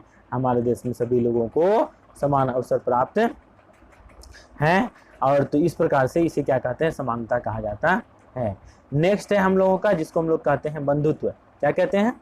बंधुत्व। बंधुत्व का मतलब जिसे हम लोग क्या कहते हैं? फ्रेटर्निटी। फ्रेटर्निटी का मतलब हो गया कि हम लोग मिलजुल कर रहते हैं, जिसको हम लोग कहते हैं ब्रदरहुड भी कह सकते हैं। मतलब अभी भाईचारा में जैसे मिलजुल कर रहते हैं। विभिन्न प्रदेशों के विभिन्न लोगों के समूहों की अपनी परंपराएं, भाषाएं, धर्म तथा संस्कृतियां हैं। देश की एकता, देखिए क्या था, विभिन्न प्रदेशों, विभिन्न लोगों के समूह, अपनी परंपराएं, समूहों की सबकी अपनी अपनी परंपराएं हैं, धर्म है, संस्कृतियां हैं। लेकिन देश की एकता तथा अखंडता को बनाए रखने के लिए विभिन्न समूहों में बंधुत्व भाईचारे की भावना होना आवश्यक है। सबके अपने अपने धर्म है, अपने अपने विचार है, अपने अपने वेशभूषा है, अपने अपने जीने के तौर तरीके हैं, परंतु देश की अखंडता बनाए रखने के लिए सबको हमें कैसे रहने चाहिए? मिलजुल कर रहने चाहिए, जिसको हम लोग बोलते हैं बंधुत्व या भाईचारे की भावना कहते हैं। विभिन्न समुदायों में आपसी समझ पैदा करके सांप्रदायिक की भावनाओं पर विजय प्राप्त करना आवश्यक है। कहने का मतलब सांप्रदायिकता की भावना, हम लोग धर्म को एक सांप्रदायिकता का रूप दे देते हैं, जिसे हमें क्या करना चाहिए? छोड़ करके क्या करना चाहिए? बंधुत्व भाईचारे की भावना को अपनाना चाहिए। विजय प्राप्त करना आवश्यक है। जातिवाद, अस्पृश्यता जैसी सामाजिक बुराइयों को भी दूर करने की आवश्यकता है। तो जातिवाद, अस्पृश्यता जैसी सामाजिक बुराइयों को भी दूर करने की आवश्यकता है, जिससे व्यक्ति के सम्मान की रक्षा हो सके।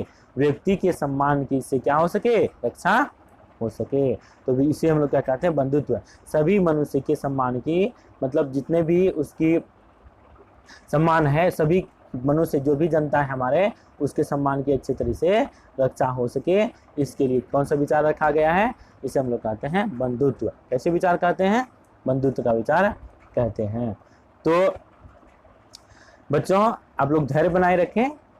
मैं चाहता हूं कि एक एक टॉपिक का वीडियो एक एक बार में आप लोगों को एक एक वीडियो मिल जाए, इससे आप लोगों को समझने में आसानी हो। भले ही आप एक दो बार में देखें, इसे रुक रुक कर देखें या एक साथ देख लें 1 घंटे 1.5 घंटे, तो उससे क्या होगा कि आपको आपकी समझ ज़्यादा मजबूत हो जाएगी।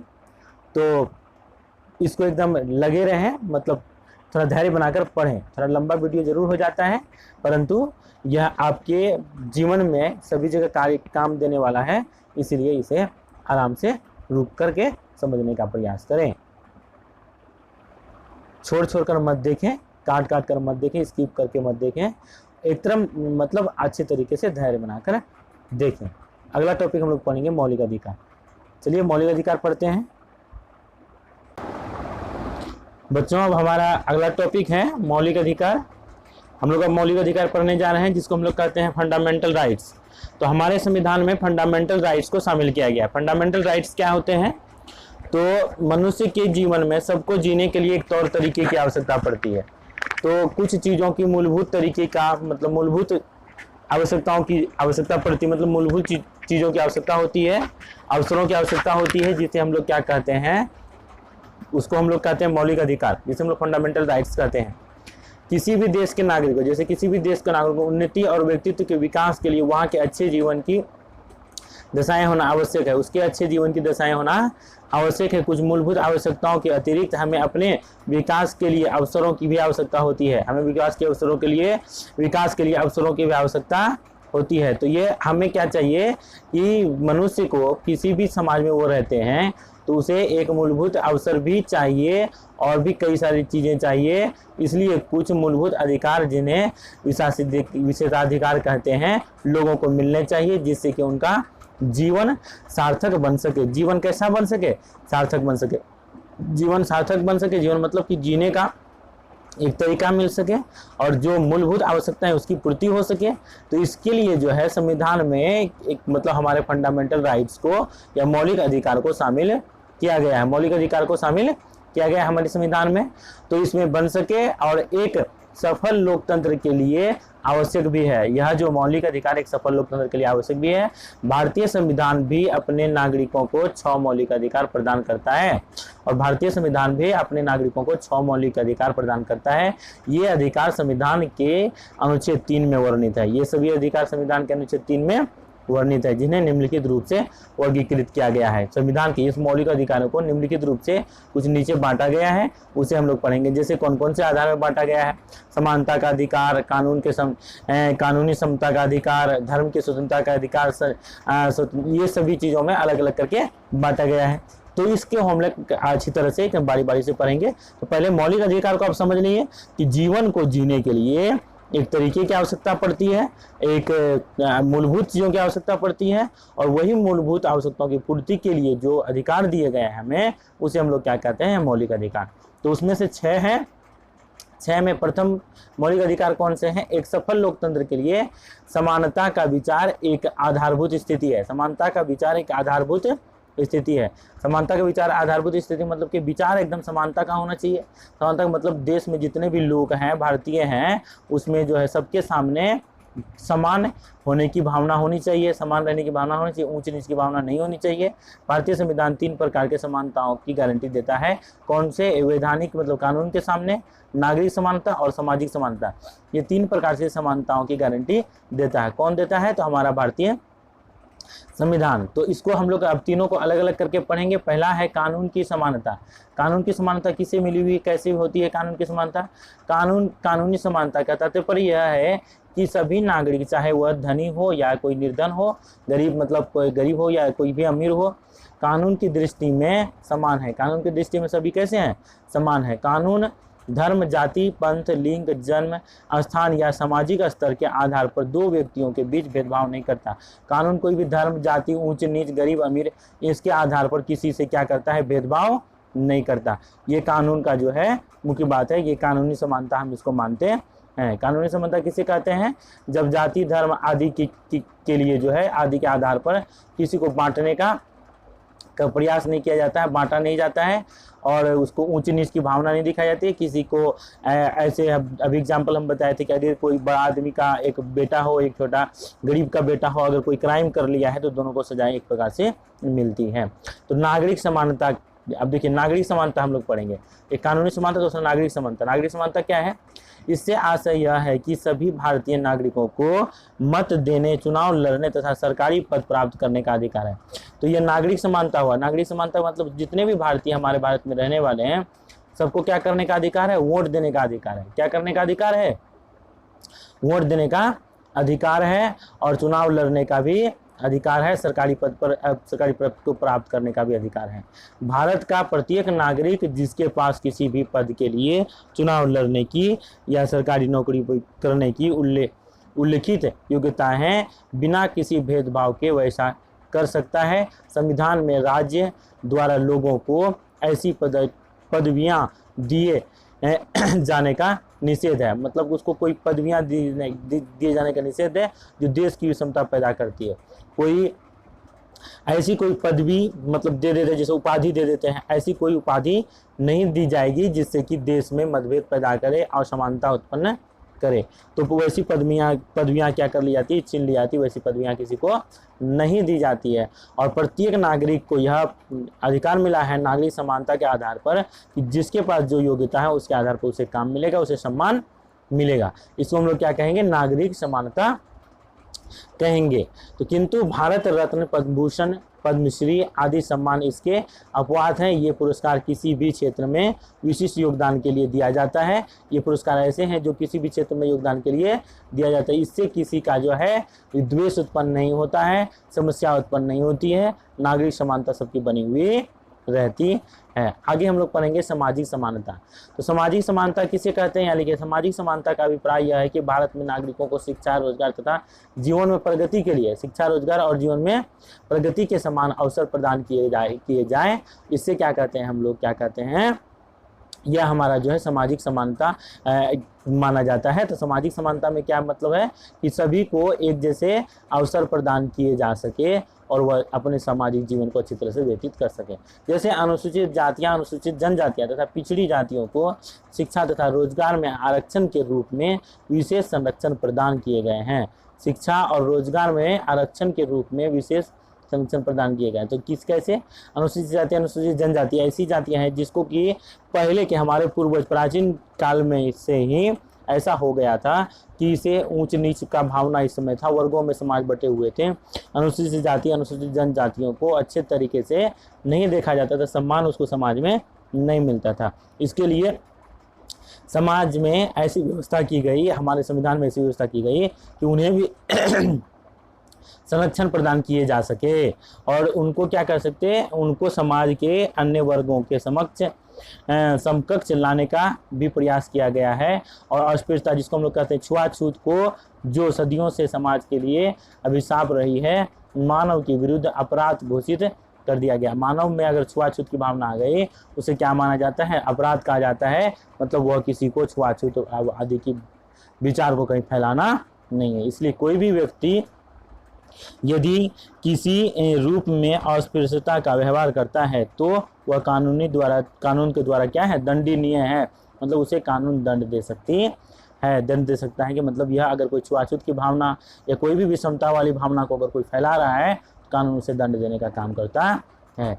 किसी भी नागरिक को प्रजाति या जाति के आधार पर मंदिरों या सार्वजनिक स्थानों पर प्रवेश से वंचित किया जा सकता है। तो कहते हैं मंदिरों सार्वजनिक स्थानों पर प्रवेश से वंचित नहीं किया जा सकता। कहने का मतलब वंचित नहीं किया जा सकता, कहने का मतलब अगर मंदिर मस्जिद में कोई ऊंचा या नीचे वर्ग के लोग पहुंच गए और उसे दूसरे वर्गों के द्वारा कहा जाता है कि आप मंदिर में प्रवेश नहीं कर सकते, मस्जिद में प्रवेश नहीं कर सकते, गुरुद्वारा में प्रवेश नहीं कर सकते हैं, तो यह इसे दबाने का प्रयास किया जाता है। मतलब संविधान में यह व्यवस्था की गई है कि ऐसे गलत करने वालों को सजा दी जाती है। कानून के समक्ष यह दंडनीय है और इसे दंड भी दिया जाता है। यह हम लोग पढ़ें क्या? समानता का अधिकार। मौलिक अधिकार का पहला भाग समानता का अधिकार, दूसरा है हमारे संविधान में जिसको हम लोग कहते हैं स्वतंत्रता का अधिकार। मौलिक अधिकार में 6 हैं, जिसमें से एक पढ़ लिए समता का अधिकार। समता का अधिकार में 3 तरह के हैं, तीनों को पढ़ लिए। अब हम लोग पढ़ेंगे स्वतंत्रता का अधिकार। स्वतंत्रता का अधिकार किसी भारतीय संविधान में अपने नागरिकों को निम्नलिखित 6 स्वतंत्रता का 6 प्रकार के स्वतंत्रता का अधिकार प्रदान किए हैं। वह 6 तरह के स्वतंत्रता के अधिकार कौन कौन से हैं, इसे हम लोग पढ़ते हैं। पहला है भाषण तथा अभिव्यक्ति की स्वतंत्रता, मतलब अभिव्यक्ति का मतलब अपने विचार को रखने की स्वतंत्रता, भाषण देने की और अपने विचार को रखने की स्वतंत्रता हमें मिली हुई है। तो यह भाषण तथा अभिव्यक्ति की स्वतंत्रता है। अगर जैसे यह क्या है, अभिप्राय है कि भारतीय नागरिक सार्वजनिक महत्व के सभी मामलों में अपना विचार लेखन या भाषण द्वारा अभिव्यक्त कर सकते हैं। कोई भी विचार हो, अपने लेखन के द्वारा या भाषण के द्वारा इन बातों को हम लोग रख सकते हैं। कैसे? मंच बना सकते हैं, समितियां बना सकते हैं, विद्रोह कर सकते हैं और इसकी सरकार की या किसी भी तरह की आलोचना किसी का भी हम लोग कर सकते हैं, लेकिन उसके मान को हीन नहीं करेंगे। मतलब जो सच है, सच के लिए हम अपनी आवाज़ को उठा सकते हैं। इसे हम लोग कहते हैं अभिव्यक्ति की स्वतंत्रता। तो भारत में अभिव्यक्ति की स्वतंत्रता है। जैसे हम लोग देखते हैं फेसबुक, ट्विटर, अन्य सोशल मीडिया पर किसी के बारे में कोई ट्वीट कर देते हैं, तो यह कैसी स्वतंत्रता है और उसके खिलाफ कोई केस नहीं किया जा सकता। लेकिन जब बहुत गलत ट्वीट किया जाता है तो उसके खिलाफ केस भी हो सकता है या और उसके मतलब दर्ज किया जाता है, मतलब याचिका दर्ज की जाती है इसके लिए। लेकिन जो जनरल बातें हैं, जनरल विरोध अगर कोई करता है तो उसके लिए कोई भी कानूनी प्रावधान नहीं है, रोक नहीं है, क्योंकि अब यह अभिव्यक्ति की स्वतंत्रता है। इसे हम लोग अभिव्यक्ति की स्वतंत्रता कहते हैं। इस स्वतंत्रता के कारण ही भारत में प्रेस, सरकार की आलोचना के लिए स्वतंत्रता है, किंतु इस अधिकार का प्रयोग सावधानीपूर्वक किया जाना चाहिए। इस अधिकार पूर्वक कैसे करना चाहिए? सावधानीपूर्वक करना चाहिए। सावधानीपूर्वक करने का मतलब यह हो गया कि स्वतंत्रता का अधिकार का मतलब यह नहीं कि हम स्वच्छंद हो जाएंगे, जो मन सो करेंगे, जैसे मन तैसे चलेंगे जीवन में, अपने जीवन को जीने के लिए जो है अपने फायदे के लिए दूसरे का शोषण करेंगे, ऐसा नहीं है। तो इसको सावधानीपूर्वक करना चाहिए। हम बिना सोचे समझे अकारण ही किसी की आलोचना नहीं कर सकते। अभी बताया ना मैंने कि बिना सोचे समझे किसी की आलोचना नहीं कर सकते। इसकी मानहीनता हो जाती है और यह जो है दंडनीय अपराध हो जाता है। हमारे अभिव्यक्ति की हमें स्वतंत्रता है, परंतु किसी के मानहीनता की स्वतंत्रता नहीं है। आलोचना अकारण ही किसी की आलोचना नहीं कर सकते। यदि कोई व्यक्ति लोगों की हिंसा के लिए भड़काता है तो ऐसा भाषण देता है तो पड़ोसी देशों से मैत्री संबंधों के विरुद्ध हो तथा भारत की सुरक्षा के लिए खतरा हो तो उस व्यक्ति को स्वतंत्रता पर अंकुश लगाया जा सकता है। ऐसे व्यक्ति की स्वतंत्रता पर अंकुश लगाया, जैसे कि हम लोग देखते हैं कि हमारे देश में कभी कभी नज़रबंद कर दिया जाता है। कैसे लोगों को नज़रबंद कर दिया जाता है?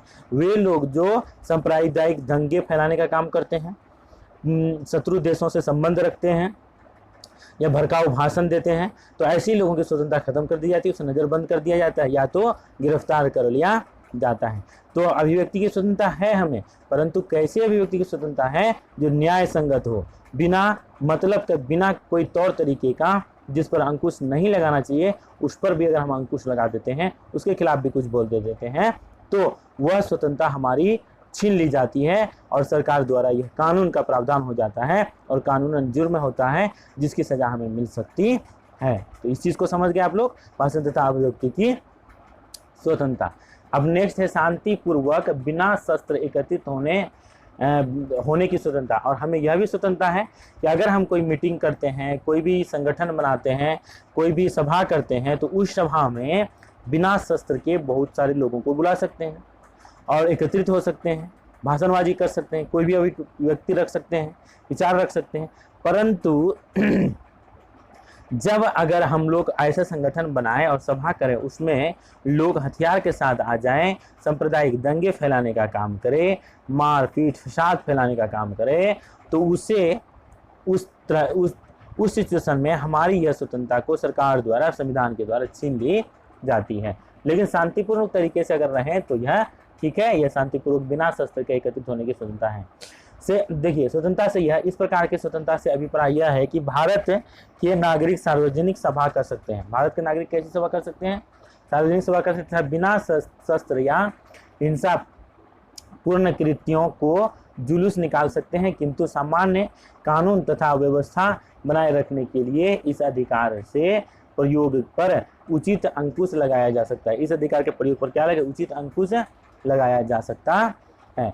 संघों तथा संगठनों के निर्माण की स्वतंत्रता। देखिए, कहा जाता है अगर बिना मतलब या शस्त्र के पहुंच गए या बिना किसी तौर तरीके से जुलूस निकालना या शांतिपूर्ण तरीके से नहीं करेंगे, हिंसापूर्ण तरीके से करेंगे, तो यह स्वतंत्रता क्या होती है, हमारे संविधान के द्वारा छीन ली जाती है। इसलिए लेकिन शांतिपूर्ण तरीके से बिना शस्त्र के एकत्रित होने की हमें स्वतंत्रता है। यदि हम शस्त्र के साथ एकत्रित होते हैं या किसी और तरीके से एक दूसरे को परेशान करने का काम करते हैं, हम ऐसी सभा करते हैं जिसमें लोगों को काफ़ी परेशानी हो रही है, तो ऐसी सभा में क्या किया जाता है, ऐसी सभा को सरकार द्वारा कानून के द्वारा दबाने का ऐसी सभा पर रोक लगाई जाती है। संघों तथा संगठनों के निर्माण की स्वतंत्रता, हम लोग क्या कर सकते हैं, संगठन बना सकते हैं, संघों का मतलब संघ बना सकते हैं, ग्रुप बना सकते हैं, बहुत बड़ा समूह बना सकते हैं। इसका आशय है, संघों तथा संगठनों के निर्माण की स्वतंत्रता से आशय है कि यह आशय है कि भारतीय नागरिक अपने हितों की रक्षा के लिए विभिन्न संगठन बना सकते हैं। ये क्या कर सकते हैं, विभिन्न संगठन बना सकते हैं। उदाहरण के लिए कारखानों में काम करने वाले श्रमिक अपने हितों की रक्षा के लिए श्रमिक संगठन या ट्रेड यूनियन बना सकते हैं। श्रमिक संगठन या ट्रेड यूनियन क्या कर सकते हैं, बना सकते हैं। कौन बना सकते हैं, भारत में जो मजदूर संघ है और उसको जो है अगर कंपनी मालिक या कोई भी फैक्ट्री कल कारखाने में काम करते हैं, उसको सही तरीके से उसकी मजदूरी नहीं मिलती है, वेतन नहीं मिलता है, छुट्टियां समय पर नहीं मिलती है, उसका शोषण किया जाता है, तो इसके लिए जो श्रमिक लोग क्या कर सकते हैं, संगठन बना सकते हैं और अपने हितों की पूर्ति के लिए वह जो है अपने विचार को रख सकते हैं। तो इस प्रकार से उसी हितों की रक्षा के लिए श्रमिक संगठन या ट्रेड यूनियन बना सकते हैं। अब हम लोग आगे पढ़ेंगे। देखिए यहाँ तक हम लोग पढ़ लिए क्या संगठन बनाने की हमें स्वतंत्रता दी गई है। नेक्स्ट स्वतंत्रता है चौथे नंबर की, भारत में किसी भी भाग में रहने वाले तथा बसने की स्वतंत्रता का अर्थ यह है कि देश के नागरिक व्यवसाय या नौकरी के लिए देश के किसी भी भाग में बस सकते हैं, किंतु जम्मू कश्मीर जैसे संवेदनशील क्षेत्रों में बसने पर नियंत्रण लगाया गया है। परंतु ये धारा 370 हटने के बाद यह भी ठीक कर दिया गया है। जैसे अब यहाँ पे ये बात कही गई कि भारत ऐसा देश है, यहाँ पे सबको एकहरी नागरिकता है। जैसे लोकतंत्र जब हम लोग पढ़ रहे थे, लोकतंत्र में हम समझ चुके हैं दोहरी नागरिकता और एकहरी नागरिकता क्या होती है। तो दोहरी नागरिकता वह होती है जिसमें एक देश में राज्य की नागरिकता भी दी जाती है और देश की भी नागरिकता दी जाती है। दो नागरिकता मनुष्य को मतलब उसके नागरिक को दी जाती है। जो नागरिक क्या होते हैं, एक जगह अगर जहाँ पर रहते हैं वो वहाँ की नागरिकता होती है और उस देश की नागरिकता होती है। तो अब एक राज्य से दूसरे राज्य में जाने में उसमें काफ़ी उसको मतलब ये लेना पड़ता है, अनुमति लेनी पड़ती है, काफ़ी ये होता है। लेकिन हमारे देश में क्या है कि हम राज्य के अब जैसे कोई पंजाब के रहने वाले हैं, कोई बिहार के रहने वाले, कोई हरियाणा के रहने वाले हैं, तो एक राज्य से दूसरे राज्य में जा करके अपने बिजनेस को सेटल कर सकते हैं, प्रॉपर्टी खरीद सकते हैं, घर बना सकते हैं और रह सकते हैं। यह क्या हो गया, हमारे भारत में किसी भी भाग में रहने की या तथा बसने की स्वतंत्रता। इससे यह होता है कि व्यवसाय कर सकते हैं, नौकरी कर सकते हैं या आसानी से बस सकते हैं। किंतु जम्मू कश्मीर जैसे संवेदनशील राज्यों में यह प्रतिबंधित था, परंतु धारा 370 हटने के बाद इन सभी को भी ठीक कर दिया गया है। अब हम लोग पढ़ेंगे संपूर्ण देश में स्वतंत्रता पूर्वक घूमने की स्वतंत्रता। आप चाहें तो हरिद्वार जा सकते हैं, आप चाहें तो ताजमहल देखने जा सकते हैं, आप चाहें तो लाल किला जा सकते हैं, आप चाहें तो जम्मू कश्मीर के किसी भी क्षेत्र में जा सकते हैं, तमिलनाडु में जा सकते हैं, कर्नाटक में जा सकते हैं, गोवा में जा सकते हैं। तो यह आज़ादी दी गई है। क्या करने की आज़ादी दी गई है, किसी भी व्यवसाय, व्यापार या नौकरी की स्वतंत्रता। मतलब ये तो स्वतंत्रता पूर्वक घूमने की स्वतंत्रता, मतलब कि स्वतंत्रता पूर्वक हम लोग क्या कर सकते हैं, अपने देश में कहीं भी घूम सकते हैं। इसके अंतर्गत भारतीय नागरिकों को क्या कहा गया है, इसके अंदर भारतीय नागरिकों को व्यवसाय या नौकरी या मनोरंजन के लिए कहीं भी घूमने की स्वतंत्रता दी गई है। तो ये तो बहुत आसान है, इसको आप अच्छी तरह समझ जाइएगा। आप देखिए किसी भी व्यवसाय करने की, लास्ट नंबर का है व्यवसाय करने की स्वतंत्रता। किसी भी व्यवसाय में व्यापार करने या नौकरी के लिए स्वतंत्रता का अर्थ है कि वह कोई भी व्यवसाय या व्यापार कर सकते हैं जब तक कि वह गैर कानूनी ना हो, किंतु व्यक्ति की इस स्वतंत्रता का पर सरकार कुछ नियंत्रण लगा सकती है। उदाहरण के लिए या उदाहरणार्थ सरकार किसी व्यवसायी या तकनीकी नौकरी के लिए न्यूनतम योग्यताओं का प्रावधान कर सकती है। तो न्यूनतम योग्यताओं किसी भी व्यवसाय या नौकरी की स्वतंत्रता, व्यवसाय या नौकरी की स्वतंत्रता हमें दी गई है। व्यवसाय या नौकरी की स्वतंत्रता कहने का मतलब यह है कि हम जिस आधार पर योग्यता रखते हैं उस आधार पर हमें नौकरी करने की स्वतंत्रता दी गई है। तो नौकरी करने की स्वतंत्रता हमें दी गई है किस आधार पर, जिस आधार पर हम लोग क्या करते हैं, यह रखते हैं योग्यता, जैसे योग्यता रखते हैं वैसे नौकरी करने की हमें स्वतंत्रता दी गई है। और अगर ऐसा नहीं होता तो स्वतंत्रता पर सरकार कुछ नियंत्रण लगा सकती है। उदाहरण के लिए सरकार किसी व्यवसायी या तकनीकी नौकरी के लिए न्यूनतम योग्यताएं भी निश्चित करती है और उस योग्यता को जो फिल करते हैं, जैसे शिक्षक बनने के लिए बीएड चाहिए या डीएलएड चाहिए, और इंजीनियर बनने के लिए कुछ मतलब टेक्नीशियन का डिग्री होना चाहिए, टेक्नीशियन की डिग्री होनी चाहिए, तो इनके लिए वो सरकार निश्चित करती है और उसको अगर हम फुलफिल करते हैं तो हम उस नौकरी में जा सकते हैं। यह स्वतंत्रता हमारे यहाँ इस प्रकार की स्वतंत्रता दी गई है किसी भी व्यवसाय को करने की स्वतंत्रता। तो हमारे यहाँ किसी भी व्यवसाय को करने की स्वतंत्रता दी गई है। जैसे अब पढ़ेंगे हम लोग शोषण के विरुद्ध अधिकार। तो मौलिक अधिकार के तीसरी कड़ी में, मौलिक अधिकार में एक अधिकार यह है जिसको हम लोग कहते हैं शोषण के विरुद्ध अधिकार। शोषण के विरुद्ध अधिकार, अगर हमारा किसी भी कारणवश शोषण होता है तो उस शोषण के विरुद्ध अधिकार भी हमें प्राप्त हैं। क्या शोषण के विरुद्ध अधिकार प्राप्त है? निर्धनता समाज के बड़े वर्ग द्वारा शोषण का मूल कारण है। बड़े और उच्च वर्ग के द्वारा निर्धन लोगों को, जो गरीब लोग हैं उसका जो शोषण किया जाता है। जैसे आप कैसे शोषण किया जाता है, काम के घंटे निश्चित कर दिए गए हमारे समाज में, मान लेते सरकार की तरफ से निश्चित कर दिए गए 8 घंटे मतलब मजदूरों से काम करवाना चाहिए। अब बड़े लोगों के यहाँ कोई मजदूर काम करने चले गए और समाज में क्या होता है, तो इस प्रकार से अब 8 घंटे के बजाय 10 घंटे 12 घंटे काम करवाया जा रहा है। तो यह क्या हो गया, तो बड़े लोग इसका क्या करते हैं, शोषण करते हैं। ग्रामीण क्षेत्रों में परंपरागत खर्चों तथा वस्तुओं की ऊंचे मूल्यों के कारण बहुत से लोग ऊंचे ब्याज पर महाजनों से उधार लेते हैं। तो यह भी एक शोषण का काम है कि ऊंचे महाजनों से क्या करते हैं, उधार लेते हैं और महाजन मनमाने तरीके से ब्याज वसूला करते हैं। तो यह शोषण हो गया। जब ऋणदाता दे राशि मतलब लौटाने के लिए जब जाते हैं असमर्थ हो जाता है तो महाजन उसके लिए क्या करते हैं, बिना वेतन के काम करने हेतु बाध्य किया जाता है। और वह क्या करते हैं, बिना वेतन के चलिए आप जो पैसा नहीं दे पाए तो इसके लिए आपको काम करना पड़ेगा, काफ़ी मेहनत का काम करना पड़ता है। और जिसके बदले उसे मान लीजिए कि अगर 5 दिन काम करेंगे तो उसकी जो ब्याज की ली गई रकम पूरी हो जाती है, परंतु उसके बाद भी उसे काम कराया जाता है। तो यह क्या होता है, यह शोषण कहते हैं, जिसे बेगार कहते हैं। इसे क्या, बिना पैसे का अगर काम करवाया जाए तो इसे क्या कहेंगे हम लोग, बेगार कहेंगे। तो यह बेगार कहते हैं। यह क्या पर है, शोषण के विरुद्ध अधिकार। तो हमें शोषण के विरुद्ध भी अधिकार प्राप्त है कि अगर ऐसा कोई शोषण करता है हमारे ऊपर तो हम उसके लिए क्या कर सकते हैं, आवाज़ बुलंद कर सकते हैं। इसी प्रकार स्त्रियों और बच्चों का भी शोषण किया जाता है। तो स्त्रियों का भी शोषण किया जाता है, काम करवाया जाता है बहुत अधिक ज़्यादा में, और दैहिक शोषण भी किया जाता है। बच्चों से भी कल कारखाने, फैक्ट्रियों और दुकानों में काम करवाया जाता है, जो बहुत ही गलत है। तो ऐसा किया जाता है। निर्धन परिवारों के बच्चे जो बड़ी संख्या में खतरनाक उद्योगों जैसे पटाखे बनाना, स्लेट बनाना और माचिस बनाना, खाद्यान्नों आदि में काम करते हैं। यह बच्चे स्वास्थ्य के लिए हानिकारक दशाओं में बहुत कम वेतन पर घंटों तक काम करते हैं। हमारा संविधान ऐसे शोषित वर्गों को संरक्षण प्रदान करता है।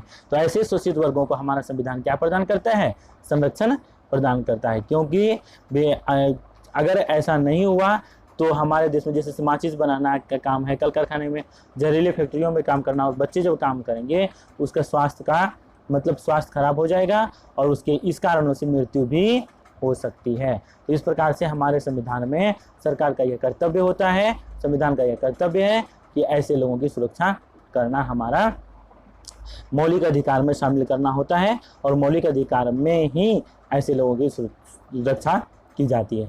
धार्मिक स्वतंत्रता का अधिकार, नेक्स्ट पढ़ेंगे हम लोग धार्मिक स्वतंत्रता का अधिकार। भारत एक पंथ निरपेक्ष या धर्मनिरपेक्ष राज्य है, धर्मनिरपेक्ष देश है।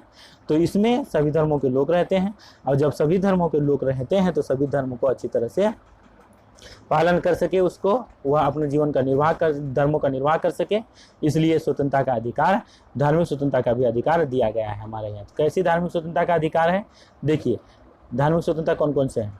भारत एक धर्मनिरपेक्ष देश है। राज्य किसी विशेष धर्म को संरक्षण नहीं देता, किसी भी विशेष धर्म को संरक्षण नहीं देता कि जैसे हिंदुत्व को लेकर चले, इस्लामिक धर्म को लेकर के चले, बौद्धिस्ट को लेकर के चले, ऐसा कुछ भी नहीं है।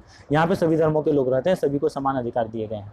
धर्म व्यक्ति की व्यक्तिगत स्वेच्छा का मामला है तथा राज्य को व्यक्ति के धार्मिक विश्वासों में हस्तक्षेप नहीं करना चाहिए। और राज्य को जो है व्यक्ति के धार्मिक मामलों में हस्तक्षेप नहीं करना चाहिए। कोई भी धार्मिक मामले हैं, वो किस तरह से पूजा पाठ कर रहे हैं, किस तरह से अर्चना कर रहे हैं, किस तरह से मतलब उसकी आस्था है धर्म में, उसमें कोई इंटरफेयर नहीं कर सकते। आप इसको मानिए, उसको मानिए, ऐसे मानिए, वैसे मानिए, ऐसे रहिए, वैसे रहिए, इन चीज़ों में राज्य किसी पर प्रतिबंध नहीं लगा सकते हैं।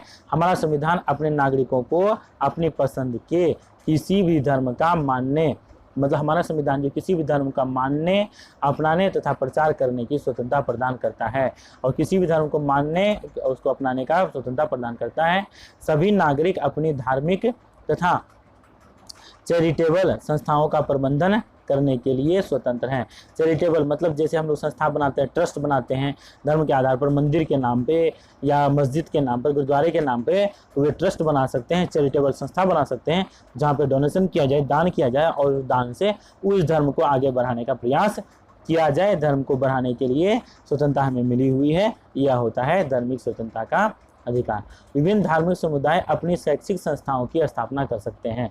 अपने जैसे कि देखा गया है कि शैक्षिक संस्थाओं की स्थापना कर सकते हैं। शैक्षिक संस्थाओं में जैसे कि इस्लामिक धर्म के लोग क्या करते हैं, मस्जिद बनाते हैं, मदरसे बनाते हैं, तो इससे क्या होते हैं कि वो अपने धार्मिक प्रचार प्रसार फैलाया जा रहा है। कहीं पे क्या कहते हैं कि जैसे संस्कृत का स्कूल है, हिंदू स्कूल है, इस प्रकार से ऐसे ऐसे धर्मों के प्रचार प्रसार के लिए अपने शैक्षणिक संस्थाओं की स्थापना की जाती है। आगे हम लोग मौलिक अधिकार की अगली कड़ी में क्या है, सांस्कृतिक एवं शैक्षणिक अधिकार। सांस्कृतिक एवं शैक्षणिक अधिकार, सांस्कृतिक एवं शैक्षणिक अधिकार भी हमें प्राप्त है। तो यहाँ पे पढ़ने लिखने के लिए सभी को अधिकार प्राप्त है। पढ़ने लिखने के लिए बच्चों को अधिकार दिया गया है। कैसे अधिकार दिए गए हैं पढ़ने लिखने के लिए, जैसे 6 से 14 वर्ष के, या मतलब ये कहिए 0 से 14 वर्ष के बच्चों के लिए निःशुल्क शिक्षा की व्यवस्था की गई है। शैक्षणिक अधिकार इसको हम मान सकते हैं। सांस्कृतिक अधिकार भी हमारे हैं कि हम अपनी संस्कृति का पालन अच्छे तरीके से कर सकें। जैसे यहाँ पे देखिए, भारत एक ऐसा देश है जहाँ लोग विभिन्न भाषाएं बोलते हैं, तो इसकी संस्कृति है। अलग अलग रीति रिवाज मानते हैं, विभिन्न परंपराएं, रीति रिवाज में विभिन्न जीवन शैली अपनाते हैं तथा विभिन्न संस्कृतियों का पालन करते हैं। सबके अलग अलग संस्कृतियाँ होती है, अलग अलग रीति रिवाज, अलग अलग खान पान, अलग अलग रहन सहन, तो ये उसकी संस्कृतियाँ हैं। अलग अलग ट्रेडिशनल ड्रेसेस होते हैं, अलग अलग पगड़ियाँ होती है, अलग अलग कानों में पहनने वाले आभूषणों का सिस्टम होता है, तो ये सभी उनकी संस्कृतियां हैं। संविधान में सभी लोगों को अपनी प्रादेशिक भाषाओं, लिपियों तथा साहित्य के विकास की पूर्ण स्वतंत्रता प्रदान करता है। पूर्ण स्वतंत्रता प्रदान करता है। देश भर में वर्नाक्यूलर है, जिसको हम लोग कहते हैं प्रादेशिक भाषाएं, स्कूल तथा विद्यालय खोले जा सकते हैं देश में। जैसे अब तमिलनाडु में तमिल भाषाओं का स्कूल चलेगा, पंजाब में पंजाबी भाषाओं का स्कूल चल सकता है, चलता ही है। बिहार में है तो वो भोजपुरी के स्कूल, मैथिली के स्कूल चल सकते हैं, और उसके साथ साथ तो हिंदी तो है ही। जो हमारा राष्ट्रीय भाषा है उसको लेकर के, इंटरनेशनल लैंग्वेज को, इंग्लिश को लेकर के, और अपने रीजनल लैंग्वेज जो है, रीजनल लैंग्वेज जिसको बोलते हैं, अपने क्षेत्रीय भाषा को भी चला सकते हैं और उस भाषा का पठन पाठन करवाया जा सकता है। राज्य ऐसी संस्थाओं को बिना किसी भेदभाव के वित्तीय सहायता प्रदान करता है। सरकार विभिन्न समुदायों को सांस्कृतिक कार्यक्रमों को आयोजित करने के लिए विभिन्न प्रोत्साहन भी देते हैं। आप देखिए, इस तरह के कोई स्कूल कॉलेजेस खोलकर अगर चलाते हैं भाषाएं सिखाने के लिए, संस्कृतियाँ आगे बढ़ाने के लिए, संस्कृति को आगे बढ़ाने के लिए, तो सरकार जो है, मतलब राज्य जो है, वो केंद्र सरकार जो देश है हमारा देश है, तो वह क्या करता है, इसके लिए मदद भी करता है, प्रोत्साहन राशि भी देते हैं, ताकि संस्कृति का विकास, देश का संस्कृति का विकास हो सके। इस प्रकार से अब हम लोग पढ़ेंगे संवैधानिक उपचारों का अधिकार। अब देखिए, तो मौलिक अधिकार जब पढ़ रहे थे, तो मौलिक अधिकार के 6ठे भाग में हम लोग पढ़ेंगे संवैधानिक उपचारों का अधिकार। संवैधानिक उपचारों का अधिकार का मतलब ये हो गया कि हमारे संविधान में ऐसी व्यवस्था की गई है, जब कोई चीज़ गलत हो जाता है, समस्यास्पद हो जाता है, तो उसे हम लोग उपचार कर सकते हैं, संवैधानिक उपचार कर सकते हैं। मतलब गलत चीज़ों को फिर से पुनर्निरीक्षण करके उसे ठीक करने का प्रयास किया जाता है। जैसे संवैधानिक उपचारों का अधिकार, उपचारों का मतलब राइट टू कॉन्स्टिट्यूशनल रेमेडीज का मतलब क्या, उसका उपचार करना। यह सबसे महत्वपूर्ण मौलिक अधिकार है। यह सबसे महत्वपूर्ण मौलिक अधिकार क्योंकि यह अधिकार संविधान द्वारा प्रदत्त अन्य सभी अधिकारों की रक्षा करता है। अगर किसी अधिकार का हनन होता है, शोषण होता है, अधिकार का पालन नहीं होता है, चाहे वो सरकार के द्वारा हो या कोई राजनीतिक दलों के द्वारा हो या कोई भी नेता के द्वारा हो, तो उसके लिए क्या करते हैं हम लोग, राजनीतिक उपचार के शरण ले सकते हैं। राजनीतिक उपचार मतलब इसका निदान किया जाए। उपचार मतलब क्या होता है, इलाज। इलाज किसको होता है? निदान करना है। कोई रोगी हो जाते हैं तो उसका इलाज किया जाता है। तो उसी प्रकार से यह सबसे महत्वपूर्ण माना जाता है। यदि किसी नागरिक के किसी संवैधानिक अधिकार का हनन होता है तो उसकी स्थापना के लिए न्यायालय की शरण ली जा सकती है। मतलब न्यायालय तक जाया जा सकता है, शरण में जा सकता है, और उसको जो है, जिसमें हम लोग क्या कहते हैं, इसको हम लोग क्या कहते हैं कि उपचार का अधिकार है। ये संवैधानिक उपचार का अधिकार इसे माना जाता है। मौलिक अधिकारों को न्यायालय द्वारा लागू किया जा सकता है, और संविधान ने न्यायालयों को ऐसे आदेश या रीट देने की व्यवस्था की है जिससे नागरिकों द्वारा मुकदमा करने पर उसके अधिकारों को वापस लिया जा सके। मतलब कि उसके अधिकारों को रीट जारी करके उसके अधिकारों को वापस लिया जा सके। कभी कभी ऐसा होता है तो गलत प्रयोग होने लगता है, तो ये संवैधानिक उपचार के तहत उसको जो है रीट जारी करके उसके अधिकार को छीन लिया जा सकता है, तो लिया जा सकता है। इसलिए न्यायालयों को नागरिकों के अधिकारों का संरक्षक माना जाता है। तो नागरिकों के अधिकारों का संरक्षक माना जाता है। या किसी के अधिकार का कोई हनन करता है तो उसको जो है इसको निदान करने का काम कौन करता है? न्यायालय करता है। याद रखिए कुछ बातें मुख्य पॉइंट में दिया गया क्या है। संसद ने सूचना का अधिकार अधिनियम 2005 पारित किया है।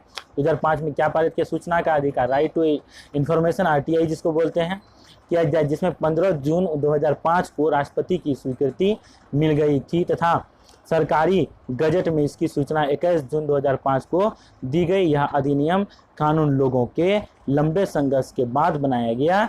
यह कानून क्या है इसको भी हम लोग अच्छे तरीके से समझ लें और आगे विशेष समझेंगे। क्या है कि जब हम सूचना का अधिकार क्या है, जब भी कोई सरकारी काम होता है, सरकारी कार्य होता है, उसमें कुछ दस्तावेज तैयार होते हैं, जब वह दस्तावेज तैयार होते हैं तो उसकी हमें जानकारी मिलनी चाहिए। जानकारी लेने के लिए यदि कोई सरकारी ऑफिस कार्यालय में हम पहुंचते हैं, नहीं दिया जाता है तो वहाँ हम लोग RTI लगाते हैं। RTI मतलब सूचना का अधिकार अधिनियम 2005 के तहत एप्लीकेशन देते हैं। तो उसमें क्या होता है, जो भी उच्च अधिकारी होते हैं उनका दायित्व होता है और उनको बाध्यता होती है कि वो हमें इन्फॉर्मेशन, सूचना दे कि आखिर सरकार द्वारा हमारे लिए, जनता के लिए क्या क्या कार्य किए जा रहे हैं, नहीं किए जा रहे हैं। ये हो गया सूचना का अधिकार। तो देखिए बच्चों, मौलिक अधिकार में 6 टॉपिक था। मौलिक अधिकारों को 6 तरह से हमारे यहाँ मौलिक अधिकारों को शामिल किया गया है। इन 6 को हम लोग पढ़ चुके हैं। अब हम लोग पढ़ेंगे मौलिक अधिकारों की प्रकृति। मौलिक अधिकारों की प्रकृति आखिर क्या है, इसे हम लोग पढ़ेंगे, मौलिक अधिकारों की प्रकृति। बच्चों अब हम लोग पढ़ रहे हैं मौलिक अधिकारों की प्रकृति। तो मौलिक अधिकारों की प्रकृति क्या है? Nature of fundamental rights. मौलिक अधिकार सार्वभौमिक रूप से लागू होते हैं। ये अधिकार सभी नागरिकों को बिना किसी जाति, वर्ण, धर्म, पंथ और लिंग के भेद से प्राप्त होते हैं। तो मौलिक अधिकार का मतलब ये हो गया, जो मूल अधिकार हमारा है वो फंडामेंटल राइट्स है, वो हमें मिलना ही मिलना चाहिए। इसके लिए कोई जाति, धर्म, लिंग, भेद या संप्रदाय ऐसा कुछ भी नहीं देखा जाता है। यह सबको मतलब यह हो गया कि जो भी देश के नागरिक हैं सबको यह अधिकार प्राप्त है। क्या अधिकार प्राप्त है? यह अधिकार प्राप्त है कि हमें मौलिक अधिकारों की जितने भी फंडामेंटल राइट, 6 तरह के फंडामेंटल राइट दिए हैं, 6 तरह के, और 6 में जो भी अलग अलग प्रकार के दिए गए फंडामेंटल राइट वो हमारे लिए मान्य है, हम उसे छोड़ नहीं सकते हैं। अगर उसका कोई हनन करता है, कोई ऊपर के प्रतिनिधि हो या ऊपर के कोई ऑफिसर्स हो या कोई भी समाज के उच्च वर्ग के लोग हो, उसका अगर कोई हनन करता है तो इसके लिए हम क्या कहते हैं, न्यायालय का दरवाजा खटखटा सकते हैं। अगर न्यायालय का दरवाजा खटखटाएंगे तो न्यायालय रीट जारी करके इस अधिकार के बारे में पुनः निरीक्षण करके उसका ये क्या निदान कर सकते हैं। तो देखिए दूसरा क्या पढ़ेंगे, मौलिक अधिकार न्यायोचित है। न्यायोचित का मतलब यह हो गया कि न्यायोचित का मतलब यह हो गया कि जो न्याय से मतलब न्याय के नज़र में उचित है वही सबको मतलब मानना है, और यदि इनका हनन होता है तो नागरिक सीधे उच्च न्यायालय या सर्वोच्च न्यायालय की शरण ले सकते हैं। जो बात मैंने बताई पहले कि अगर इसका कोई हनन करते हैं तो डायरेक्ट हम लोग का न्यायालय, उच्च न्यायालय, सर्वोच्च न्यायालय या अन्य कोई न्यायालय में जहाँ हमारी सुनवाई हो वहाँ तक जा सकते हैं। लेकिन इतना अधिकार हमें है कि इस तरह का कोई भी अगर बात होती है तो इस तरह की बातों को लेकर डायरेक्ट हम सर्वोच्च न्यायालय, सुप्रीम कोर्ट तक जा सकते हैं। तीसरा पॉइंट देख लिए, मौलिक अधिकार पूर्ण रूप से शुद्ध नहीं है। मौलिक अधिकार पूर्ण रूप से शुद्ध नहीं है, इन पर भी अंकुश या नियंत्रण है। तो ऐसा नहीं कि मौलिक अधिकार पूर्ण रूप से शुद्ध है, स्वतंत्र है, उस पर अंकुश नहीं लगाया जा सकता है, बिल्कुल नहीं। कभी कभी ऐसा होता है, ऐसा सिचुएशन उत्पन्न हो जाता है जिसमें इस पर भी अंकुश लगाया जाता है। समाज में व्यापक हितों, कैसे व्यापक हितों में प्रत्येक अधिकार की सभी सीमाएं भी है, जैसे स्वतंत्रता के अधिकार को उनकी स्थितियों में सीमित किया जाता है जब वह दूसरे नागरिकों के लिए नुकसानदायक सिद्ध होता है। हमारे लिए स्वतंत्रता का अधिकार बना है, परंतु स्वतंत्रता का अधिकार ऐसा अधिकार नहीं है कि हम इसके लिए किसी के दूसरे नागरिकों का नुकसान कर दें। तो वह क्या हो जाएगा, स्वतंत्रता हो जाएगा। हमें भारतीय नागरिकों को स्वतंत्रता है, परंतु स्वतंत्रता नहीं है। मतलब स्वतंत्रता का मतलब ये हो गया कि मनमाना ढंग से कुछ भी किया जाए, ऐसा नहीं है। ऐसा करने पर हमारे जो अधिकार है, मौलिक अधिकार, वो छीन लिए जाते हैं। किसके द्वारा छीन लिए जाते हैं? तो सरकार के द्वारा ये अधिकार क्या कर लिए जाते हैं, छीन लिए जाते हैं। नेक्स्ट है स्वतंत्रता का अधिकार कुछ विशेष परिस्थितियों में, जैसे आपातकाल, इमरजेंसी, युद्ध का संकट या आंतरिक उथल पुथल में कुछ समय के लिए निलंबित किया जाता है, और कुछ निश्चित कानून इन अधिकारों को जनता की भलाई के लिए सीमित करता है। अब देखिए कहा जाता है कि ये इमरजेंसी हो या युद्ध का संकट हो, आंतरिक आपदा आ गई, आंतरिक आपदा मतलब आंतरिक कलह हो गया, दो समुदायों के बीच, दो संप्रदायों के बीच, दो जातियों के बीच, या लिंग भेद के आधार पर कोई समस्या उत्पन्न हो जाती है, उस समय क्या की जाती है, सरकार के द्वारा इन अधिकारों को छीन ली जाती है। मतलब मौलिक अधिकारों को जो है उस समय बंद कर दिया जाता है। ये कहिए उसकी फैसिलिटीज को उस समय बंद कर दिया जाता है। कब तक बंद कर दिया जाता है? जब तक कि वह समस्या का निदान ना हो जाए। यद्यपि इन कानूनों का प्रयोग न्यूनतम सीमा तक ही पाबंदी लगी होती है, तथापि केवल सक्षम अधिकारी जैसे देश का संविधान ही इनको लागू कर सकता है। कोई भी ऐसा नहीं कर सकता। जो सक्षम अधिकारी हो सकते हैं, जैसे राष्ट्रपति शासन बोलते हैं ना, राष्ट्रपति शासन या बड़े अधिकारी लोग ही ऐसा लगा सकते हैं, और यह सक्षम अधिकारी लोग ही इसको लगा सकते हैं, इस पे पाबंदी। लेकिन कुछ समय तक ही रहती है, ऐसा नहीं कि यह पाबंदी अनिश्चित काल तक रहेगी। यह पाबंदियां अनिश्चित काल तक नहीं रहती है। जब अब आगे बच्चों, हमारे मित्रों देखिए कि आगे हम लोग पढ़ेंगे, जब हमें कुछ मौलिक अधिकार दिए गए हैं तो हमारा कुछ मौलिक कर्तव्य भी है। सिर्फ हम लेने के लिए नहीं, किसी चीज़ के लिए कहते हैं कि जब कि कोई गेस्ट होते हैं, कुछ लालची लोगों के गेस्ट होते हैं, तो वो अपने गेस्ट से कैसे बात करते हैं, आओगे मेरे यहाँ तो लाओगे क्या, और जाएंगे तुम्हारे यहाँ तो खिलाओगे क्या। ऐसी बात नहीं है। कहने का मतलब ये हो गया, हम देश में जब रह रहे हैं तो देश के प्रति हमारे कुछ कर्तव्य भी हैं, क्योंकि अधिकार तो सारे ले लिए। क्या क्या अधिकार लिए? 6 प्रकार के अधिकार हम लोग ले लिए हैं, जिसमें कि कुल मिलाकर के ये कहिए कि आपके जीवन की संबंधी जितने भी मेन अथॉरिटी है, राइट्स हैं, वो सब तो आप ले ही लिए। जब आप वो सभी ले लिए तो उसके बदले में देश को भी तो कुछ देना है, संविधान को भी तो कुछ देना है। तो संविधान को देने के लिए क्या है कि हमारे कुछ कर्तव्य हैं, जिन कर्तव्यों का पालन करके हम देश के लिए कुछ कर सकते हैं, जिससे कि देश को उससे लाभ हो सकता है। तो क्या है, इसके लिए मौलिक कर्तव्य बने।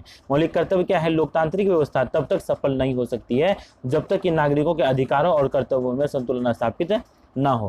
कहने का मतलब दंडी टूला आप लोग देखे होंगे। दंडी टूला का कहने मतलब जो वेट हो नापने वाला होता है, तो उसके दोनों तरफ मौलिक कर्तव्य और मौलिक अधिकार को एक एक तरफ रख के नापा जाता है। जब तक दोनों में संतुलन नहीं होगा तो देश में शांति स्थापित नहीं हो सकती। सरकार अपने नागरिकों के अधिकारों के संरक्षक है। सरकार अपने नागरिकों के अधिकारों के क्या है? संरक्षक है। कहने का मतलब सरकार जो है हमारे अधिकार के क्या है? संरक्षक है। इसके लिए सरकार के द्वारा व्यवस्था की गई है। न्यायालय की स्थापना, कार्यपालक की स्थापना और विधायिका की स्थापना हुई है, जो सब मिलकर क्या करती है, हमारे जितने भी अधिकार है उसकी पूर्ति करने का कार्य करती है। परंतु हमारे कर्तव्य जो बनते हैं वो हमें करना है। भारत के संविधान में नागरिकों के भी मौलिक कर्तव्यों को सम्मिलित नहीं किया गया था। ये पहले सम्मिलित नहीं था कि नागरिकों को भी कुछ करना चाहिए, सारे कार्य सरकार को ही करना है नागरिकों के लिए। परंतु अब दायित्व तो यह भी है कि हमें काम करना है, किसके लिए? तो सरकार के लिए। देश में प्रचलित दीवानी तथा फौजदारी कानूनों द्वारा नागरिकों के अधिकार तथा कर्तव्य नियंत्रित होते हैं। नागरिकों के अधिकार तथा कर्तव्य क्या होते हैं? नियंत्रित होते हैं। किसके द्वारा? दीवानी और फौजदारी। अब इस चीज़ को समझ लीजिए आप लोग। दीवानी तथा फौजदारी कानून जो 6 से 7 के पॉलिटिकल में डाला हुआ है, ना कि सिविक्स में डाला हुआ है। दीवानी तथा फौजदारी कानून, कुछ ऐसे कानून बनाए गए हैं हमारे यहाँ। दीवानी और फौजदारी, दीवानी का मतलब जैसे प्रॉपर्टी संबंधी कोई कांड होता है, हमारे आसपास में कलह होता है, झगड़ा होता है, तो उसका जो निवारण होता है वो दीवानी कानून के तहत होता है।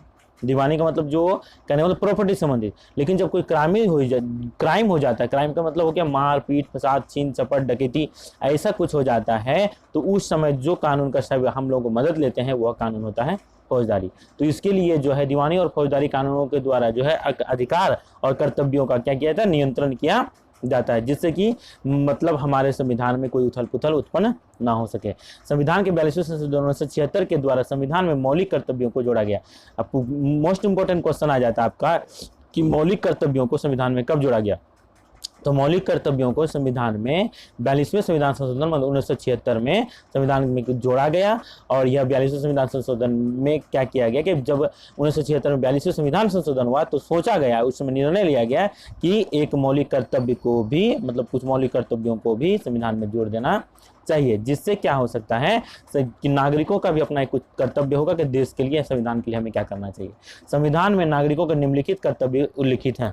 निम्नलिखित कर्तव्यों को जोड़ा गया है। क्या क्या कर्तव्यों को जोड़ा गया है, अब एक एक करके हम लोग मौलिक कर्तव्यों को पढ़ेंगे। तो पहला मौलिक कर्तव्य, देश में संयुक्त संस्कृति तथा समृद्धि विरासत का मूल्य समझना तथा उनके सुरक्षित रखना प्रत्येक नागरिक का कर्तव्य। प्रत्येक नागरिक का क्या कर्तव्य है, जो भी सरकारी प्रॉपर्टी है, सांस्कृतिक हमारी प्रॉपर्टी है, जो पुराने जमाने से मंदिर, मस्जिद, बिल्डिंग जो भी बने हुए हैं, या बड़े मतलब कुछ धरोहर हैं, जो वृक्ष हैं, महल हैं, इस तरह से कुछ बने हुए हैं, मूर्तियां मिली है, या बड़े बड़े पेड़ पौधे कहीं पे लगे हुए हैं, जंगल है, तो ये विरासत है हमारे लिए। इन विरासतों को रक्षा करना हमारा एक पहला कर्तव्य है कि देश की जो संवर्धन के लिए, मतलब जो भी अच्छे हैं देश के लिए, जो जिससे कि देश को, मतलब एक देश की संस्कृति बनी हुई रहती है, उन संस्कृतियों को बचाना हमारा परम कर्तव्य है, पहला कर्तव्य है। ये मौलिक कर्तव्य का पहला पॉइंट हो गया। दूसरा देख लीजिए आप लोग, दूसरा क्या है, नागरिकों को प्राकृतिक पर्यावरण जिसमें वन, झीलें, नदियां, वन्य जीव आदि सम्मिलित हैं, उसकी रक्षा करनी चाहिए, संवर्धन करना चाहिए। सभी प्राणियों के प्रति दया भाव रखना चाहिए। सभी प्राणियों के प्रति मतलब जीव जंतुओं को भी मारना नहीं चाहिए, उसे पेड़ पौधे को भी देख रेख करना चाहिए। अब एग्जाम्पल के लिए मान लेते हैं कि सड़कों के किनारे किनारे सरकार के द्वारा पेड़ पौधे लगाए जाते हैं। क्या हमारा कर्तव्य है, क्या हमारा अधिकार है? अधिकार ये नहीं है कि पेड़ को काट लेंगे, अधिकार तो हमारा ये है कि हम सरकार से लाभ लेंगे, जो अथॉरिटी है उसके द्वारा ही लाभ लेंगे, लेकिन ये अधिकार नहीं है कि पेड़ को काट करके हटा लेंगे। तो क्या है, तो उसके लिए हमारा कर्तव्य है। तो हमारा कर्तव्य क्या है, तो उस पेड़ पौधे की हमारा रक्षा करना। या सड़क बनी हुई है, कहीं पे कुछ है जो सरकारी बिल्डिंगें बनी हुई है, उनका देख रेख करना हमारा कर्तव्य बनता है। ये दूसरा पॉइंट हो गया। तीसरा पॉइंट देखिए आपका क्या है, सभी नागरिकों को स्वयं में वैज्ञानिक दृष्टिकोण, मानवता, जिज्ञासा तथा सुधार की प्रवृत्ति विकसित करनी चाहिए। मतलब कि अपने आप को ऐसे नहीं कि हम लोग जो है गैर जिम्मेदाराना हरकत नहीं करेंगे। जिम्मेदाराना हरकत का मतलब कि हमारी एक जिम्मेदारी है कि सरकार जब इतना कार्य को कर रही है, यदि हम छात्र हैं तो छात्रों की जिम्मेदारी है कि सरकार जब हमें मदद दे रही है पढ़ाई लिखाई के लिए, तो हमारा भी कर्तव्य बनता है कि सरकार के प्रति कुछ करके दिखाने का। तो वही हुआ, वैज्ञानिक दृष्टिकोण रखना चाहिए, मानवता रखना चाहिए। मानवता का मतलब एक मनुष्य का दूसरे मनुष्य के प्रति कैसे भाव होने चाहिए, इस पर ध्यान देने की बात है। किसी को दुश्मनी नहीं करें, किसी को मार काटे या किसी को गड्ढे में गिराने का प्रयास ना करें, यह हमारा कर्तव्य होना चाहिए। जिज्ञासा होना चाहिए कुछ करके दिखाने का। क्या करके दिखाने का, देश की सेवा करने का। कैसे करके, अगर किसान है तो किसान की प्रवृत्ति हमारी अच्छी होनी चाहिए, अच्छे से खेती करेंगे। यदि हम फौज में हैं, आर्मी में हैं, तो देश की सेवा मन से करनी चाहिए। या तो साइंटिस्ट बन गए हैं तो देश विदेश में जाकर देश के लिए कार्य करना चाहिए, देश का नाम उजागर करना चाहिए, जैसे देश में बड़े बड़े विद्वानों ने आज तक किया है। अब्दुल कलाम आज़ाद हैं, सुनीता विलियम्स हैं, और बहुत सारे ऐसे हैं जो कि हमारे देश के लिए बहुत सारे काम को किए हैं। खिलाड़ी हैं, एक से एक खिलाड़ी हैं, जैसे सचिन तेंदुलकर वगैरह वगैरह। ये ऐसा ही जिज्ञासा हमारे अंदर होनी चाहिए। चौथा पॉइंट है इसका, सभी नागरिकों को सार्वजनिक संपत्ति की रक्षा करनी चाहिए। जो भी सार्वजनिक संपत्ति, जैसे पंचायत घर हो जाता है, हमारे आसपास में स्कूल के बिल्डिंगें हो जाते हैं, मार्केट बाजार हो जाता है, ये सभी की हम लोगों को क्या करना चाहिए, रक्षा करनी चाहिए। और राजनीतिक हथियार के रूप में हिंसा का परित्याग करना चाहिए। राजनीति को हथियार बनाना चाहिए और हिंसा का परित्याग करना चाहिए।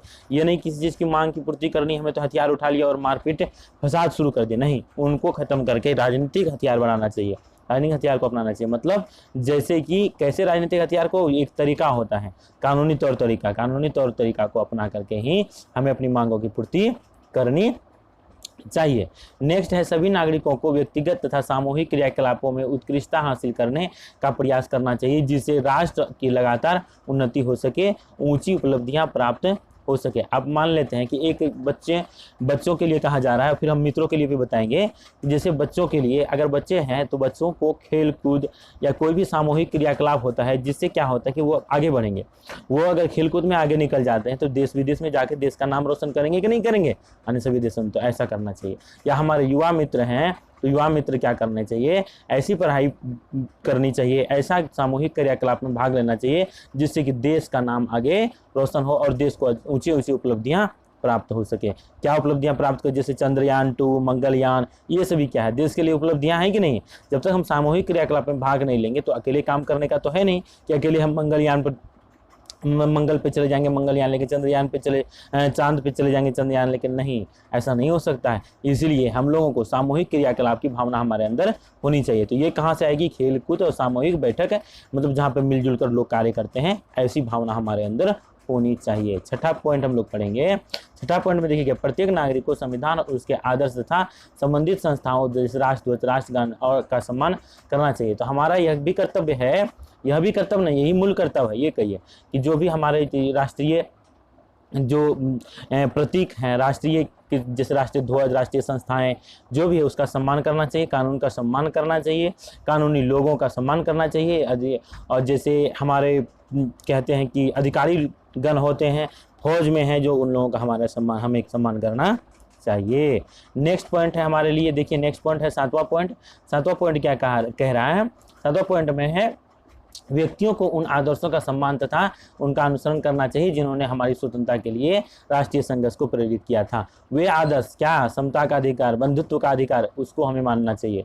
और यहाँ तक कि जो शहीद हुए हैं हमारे लिए, उनके लिए सम्मान की भावना होनी चाहिए। आप लोग गीत सुने होंगे, मतलब ए मेरे वतन के लोगों, इसमें कहा जा रहा है कि जो शहीद हुए उनकी भी याद करो कुर्बानी। तो कहने का मतलब यही बात हो गई कि हमारे लिए यह बात मुख्य है कि स्वतंत्रता दिलाने के लिए देश के जितने लोगों ने कार्य किया था, जो भी आदर्श उस समय माने गए थे, उन आदर्शों का पालन हमें करना चाहिए। नेक्स्ट है, सभी नागरिकों को भारत की संप्रभुता, एकता और अखंडता को अक्षुण्ण बनाए रखना चाहिए, नहीं चाहिए। कोई लोग कहते हैं, जैसे कहीं बात कही जाती है कि भारत के टुकड़े होंगे, मतलब भारत को अलग बनाया जाएगा और भी टुकड़ा किया जाएगा, बंटवारा किया जाएगा। ये सभी बातों से हमें दूर रहना चाहिए, सहिष्णुता की भावना रखनी चाहिए, संप्रभुता की भावना रखनी चाहिए, जिससे कि हम लोग एक दूसरे से मिलजुल कर रहें, जिससे कि भारत की एकता और अखंडता बनी रहे। यह हमारे पॉइंट है, आठवां पॉइंट था। 9वां पॉइंट देखिए, 9 नंबर का पॉइंट क्या है आपका, पॉइंट है नागरिकों से यह आशा की जाती है कि वे देश की रक्षा करें तथा आवश्यकता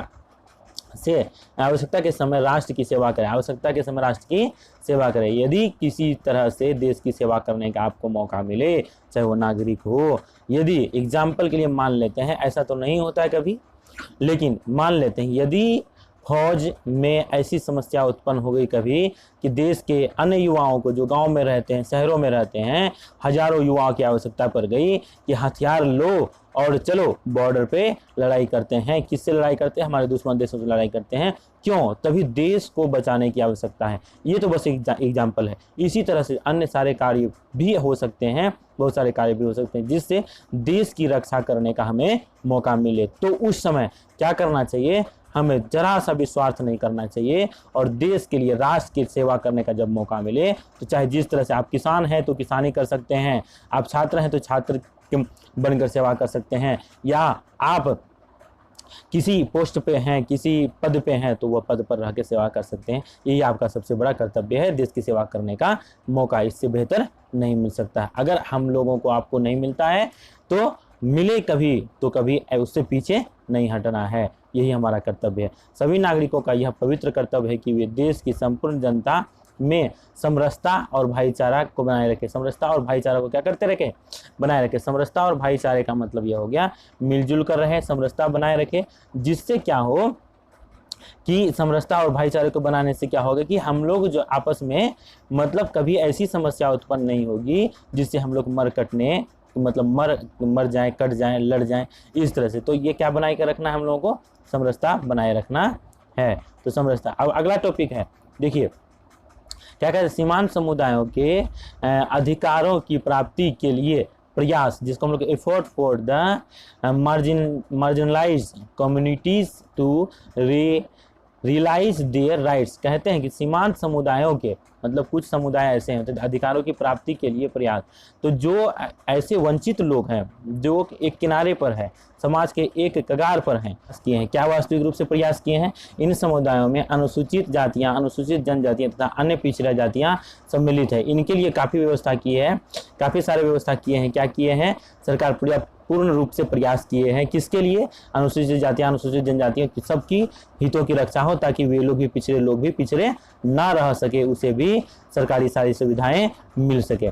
आगे पढ़ेंगे संवैधानिक प्रावधान। संवैधानिक प्रावधान हमारे संविधान में क्या क्या है? देखिए, संविधान की धारा 338 के अनुसार भारत का राष्ट्रपति एक विशेष अधिकार को नियुक्त करेगा, एक विशेष अधिकारी को नियुक्त करेगा जो अनुसूचित जाति, अनुसूचित जनजाति सुरक्षा के लिए प्रयासों को सुनिश्चित करने के बारे में उचित पूछताछ करके राष्ट्रपति को रिपोर्ट देंगे। तो उन्हीं जातियों से, मतलब जो सीमांत जातियां हैं, उन्हीं जातियों में से किसी अधिकारी को नियुक्त करेगा जो उनके हितों की रक्षा हो रही है या नहीं हो रही है। जैसे अल्पसंख्यक मतलब मंत्री कहते हैं, अनुसूचित जाति का मंत्री कहते हैं, होता है कि नहीं होता है? इन अधिकारियों के द्वारा क्या रिपोर्ट लिया जाता है? राष्ट्रपति इन अधिकारियों के द्वारा ये रिपोर्ट लेते हैं, जिससे कि सरकार को यह पता चले कि आखिर जो सीमांत कैटेगरी के लोग हैं, जो अंतिम छोर पर हैं, क्या उन्हें सभी चीज़ों की पूर्ति हो रही है, जो संविधान में उसको अधिकार वर्णित है, वे अधिकार मिल रहे हैं या नहीं मिल रहे हैं। इनके बारे में विचार किया गया है। इसके लिए क्या व्यवस्था की गई है? राष्ट्रपति साहब के द्वारा ये व्यवस्था की गई है। नेक्स्ट है संविधान की धारा 339 के अनुसार एक आयोग की स्थापना की। ये धारा में देखिएगा, धारा पढ़िएगा आगे चलकर संविधान को और अच्छी तरह से आप लोग, तो बहुत अच्छे तरीके से ये धाराएं आप लोगों को समझ में आएगी। संविधान की धारा 339 के अनुसार एक आयोग की स्थापना की जाएगी जो उचित पूछताछ के बाद राष्ट्रपति को अनुसूचित जातियों के क्षेत्रों, अनुसूचित जातियों के मतलब या अनुसूचित क्षेत्रों के प्रशासन तथा अनुसूचित जातियों के कल्याण की रिपोर्ट देगा। यह रिपोर्ट उन्हें देगा कि आखिर वहाँ पे क्या क्या हो रहा है, उन क्षेत्र में क्या क्या हो रहा है। यह रिपोर्ट राष्ट्रपति को मिलना चाहिए टाइम टू टाइम। तीसरा पॉइंट है राज्य के नीति निर्देशक सिद्धांतों की धारा 46 में स्पष्ट रूप से कहा गया है कि राज्य कमजोर वर्गों, विशेषतः अनुसूचित जातियों, जनजातियों के शैक्षिक हितों की रक्षा करेगा तथा उन्हें सामाजिक अन्याय एवं शोषण से बचाएगा। कहा जाता है कमजोर वर्ग हो या अनुसूचित जनजाति कोई भी हो, इसके लिए क्या किया गया है? सामाजिक अन्याय से बचाने के लिए पूर्णतः प्रयास किया गया है। सामाजिक अन्याय से उसको अच्छी तरह से बचाया जा सके, इसके लिए सारे नियम कानून बनाए गए हैं। धारा 330 से 332 में क्या गया? 330 एवं 32 में अनुसूचित जातियों, जनजातियों के लिए लोकसभा एवं राज्यसभा में राज्य की कुल जनसंख्या के, उनकी जनसंख्या के अनुपात के आधार पर सीटें आरक्षित की गई है। तो लोकसभा और राज्यसभा में जो एमपी के सीट होते हैं, बहुत मतलब जगह होते हैं उनके लिए, तो उनके लिए जगह आरक्षित है, सीट आरक्षित है। क्या करने का? उन्हें वहाँ पे शामिल करने का जगह आरक्षित किया गया है।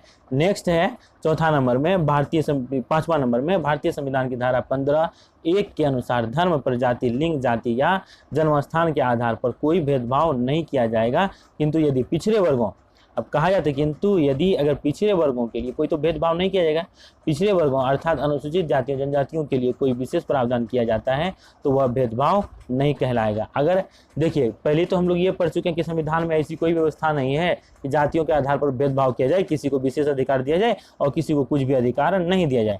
लेकिन यहाँ पे बात की गई है, पुनः यह बात कही गई है कि या अनुसूचित जाति, अनुसूचित जनजाति समाज में छोटे वर्ग के लोग, जनजातीय लोग जो जंगलों में रहा करते हैं, जिनकी स्थिति उतनी अच्छी नहीं है, यदि हम बड़े लोगों को सब कुछ दे सकते हैं और सब कुछ मिल जाता है और छोटे लोगों तक नहीं पहुंच पाता है, क्यों? वो बुद्धिजीवी नहीं है, तो उसके साथ तब भेदभाव होगा। लेकिन जब उसके लिए हम विशेष प्रावधान करके उसे कुछ दें तो भेदभाव नहीं है। तो वहाँ भेदभाव, यही बात कही जा रही है कि अगर उनके लिए कोई प्रावधान किया जाए तो वह भेदभाव नहीं कहलाएगा, उसे भेदभाव हम लोग नहीं कह सकते। नेक्स्ट देखिए, नेक्स्ट छठा पॉइंट है। छठा पॉइंट में क्या कहा जा रहा है? छठा पॉइंट, संविधान की धारा 17 के द्वारा अस्पृश्यता को व्यवहार को निषिद्ध घोषित कर दिया गया है। अस्पृश्यता के व्यवहार को निषिद्ध मतलब उसे मना कर दिया गया है कि अस्पृश्यता का व्यवहार नहीं होना चाहिए। अब यह एक दंडनीय अपराध है। यह क्या है? दंडनीय अपराध है, इसको दंडनीय अपराध माना जाएगा। अगर कोई अस्पृश्यता या छुआछूत की भावना को फैलाता है तो वह दंडनीय अपराध है, उसके लिए उसे दंड का प्रावधान है। अगला पॉइंट हम लोग पढ़ेंगे, संविधान की धारा 25(2) और बी के अनुसार सभी धार्मिक हिंदू जातियों तथा वर्गों के लिए खुली रहेंगी। सभी धार्मिक हिंदू जातियों तथा वर्गों के लिए खुली रहेंगे। धार्मिक स्थल होने चाहिए, धार्मिक स्थल सभी जातियों के लिए कैसे रहेंगे, खुले रहेंगे, उसके लिए कोई मना नहीं किया जा सकता, कोई रोक टोक नहीं लगाया जा सकता। संविधान की धारा 29(2) में 2 के अनुसार धर्म, जाति, प्रजाति या भाषा के आधार पर किसी भी भारतीय नागरिक को किसी भी सरकारी सहायता प्राप्त शैक्षणिक संस्था में प्रवेश देने से अस्वीकार नहीं किया जाएगा। किसी को भी अस्वीकार नहीं किया जाएगा, मतलब कि सरकारी संस्था हो या कोई भी और संस्था हो जहाँ पे कि सरकार के लिए सरकार के द्वारा व्यवस्था की गई है, किसी भी जाति को वहाँ से वंचित नहीं किया जा सकता है। 9 नंबर का देखिए, संविधान की धारा 355 के अनुसार केंद्रीय तथा राज्य सरकार की सरकारी कार्यालयों के पदों पर तथा सेवाओं में अनुसूचित जाति अनुसूचित जनजातियों का पूरा ध्यान रखा जाएगा कि आखिर यहाँ पे अनुसूचित जातियाँ अनुसूचित जनजातियों का जो है मतलब सीटें हैं या नहीं है, वहाँ पे लोग आ पा रहे हैं कि नहीं आ पा रहे हैं, इसके लिए व्यवस्था किया जा रहा है। आगे है सीमांत वर्गों के कल्याण के लिए सरकार द्वारा किए गए क्या।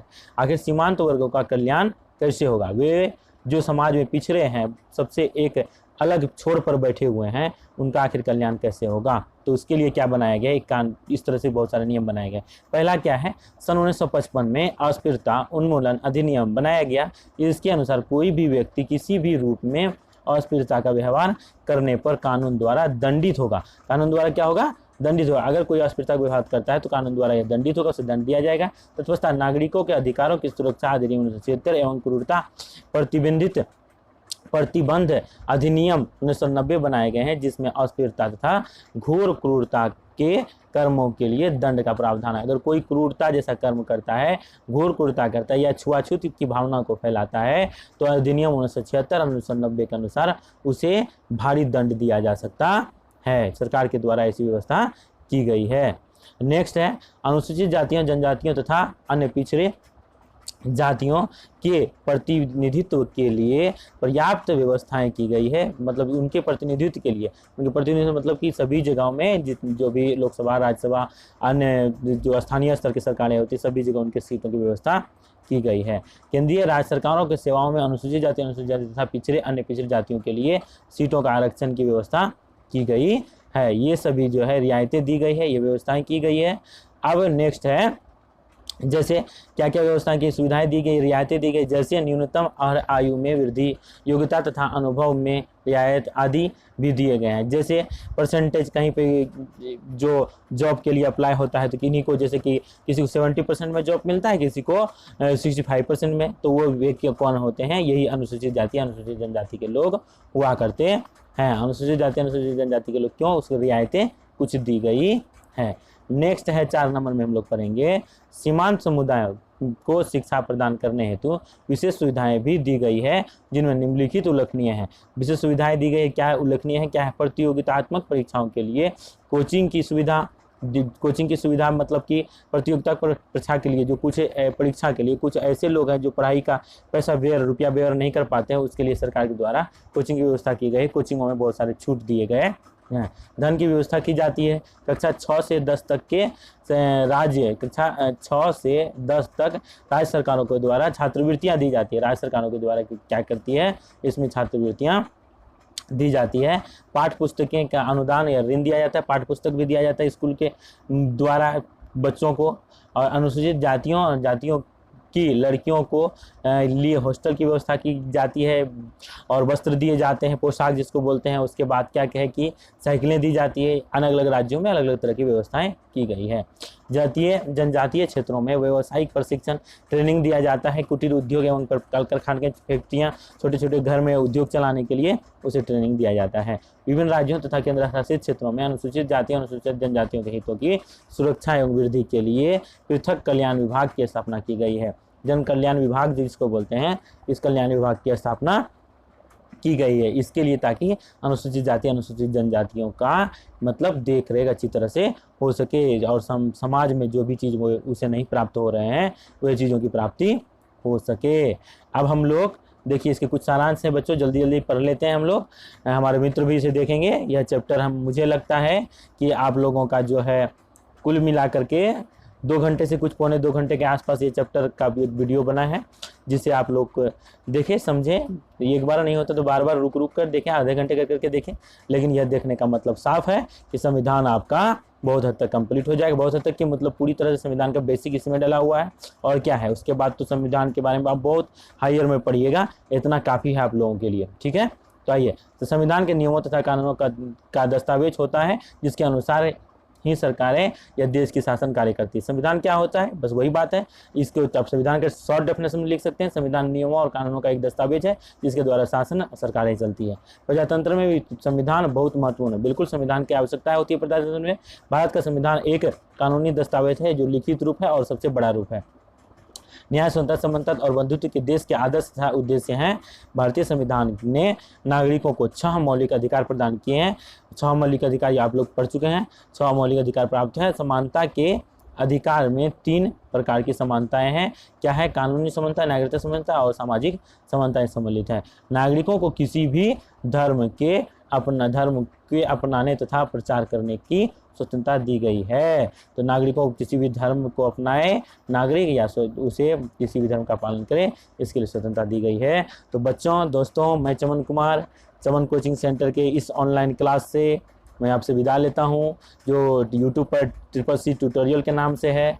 जो भी लोग नए हैं चैनल पे, चैनल को सब्सक्राइब जरूर कर लें। बच्चे या हमारे जो भी मित्र इस वीडियो को देख रहे हैं, कहीं भी लगे जरा सा भी यह आपके लिए हेल्पफुल था तो इसे शेयर जरूर करें, लाइक करें और नए लोगों को कन्विंस करें जो चैनल को सब्सक्राइब करें और इससे लाभान्वित हो सके। धन्यवाद। फिर मिलते हैं अगले वीडियो में अगले टॉपिक के साथ। बच्चों बाय, एवं हमारे मित्रों को भी बाय।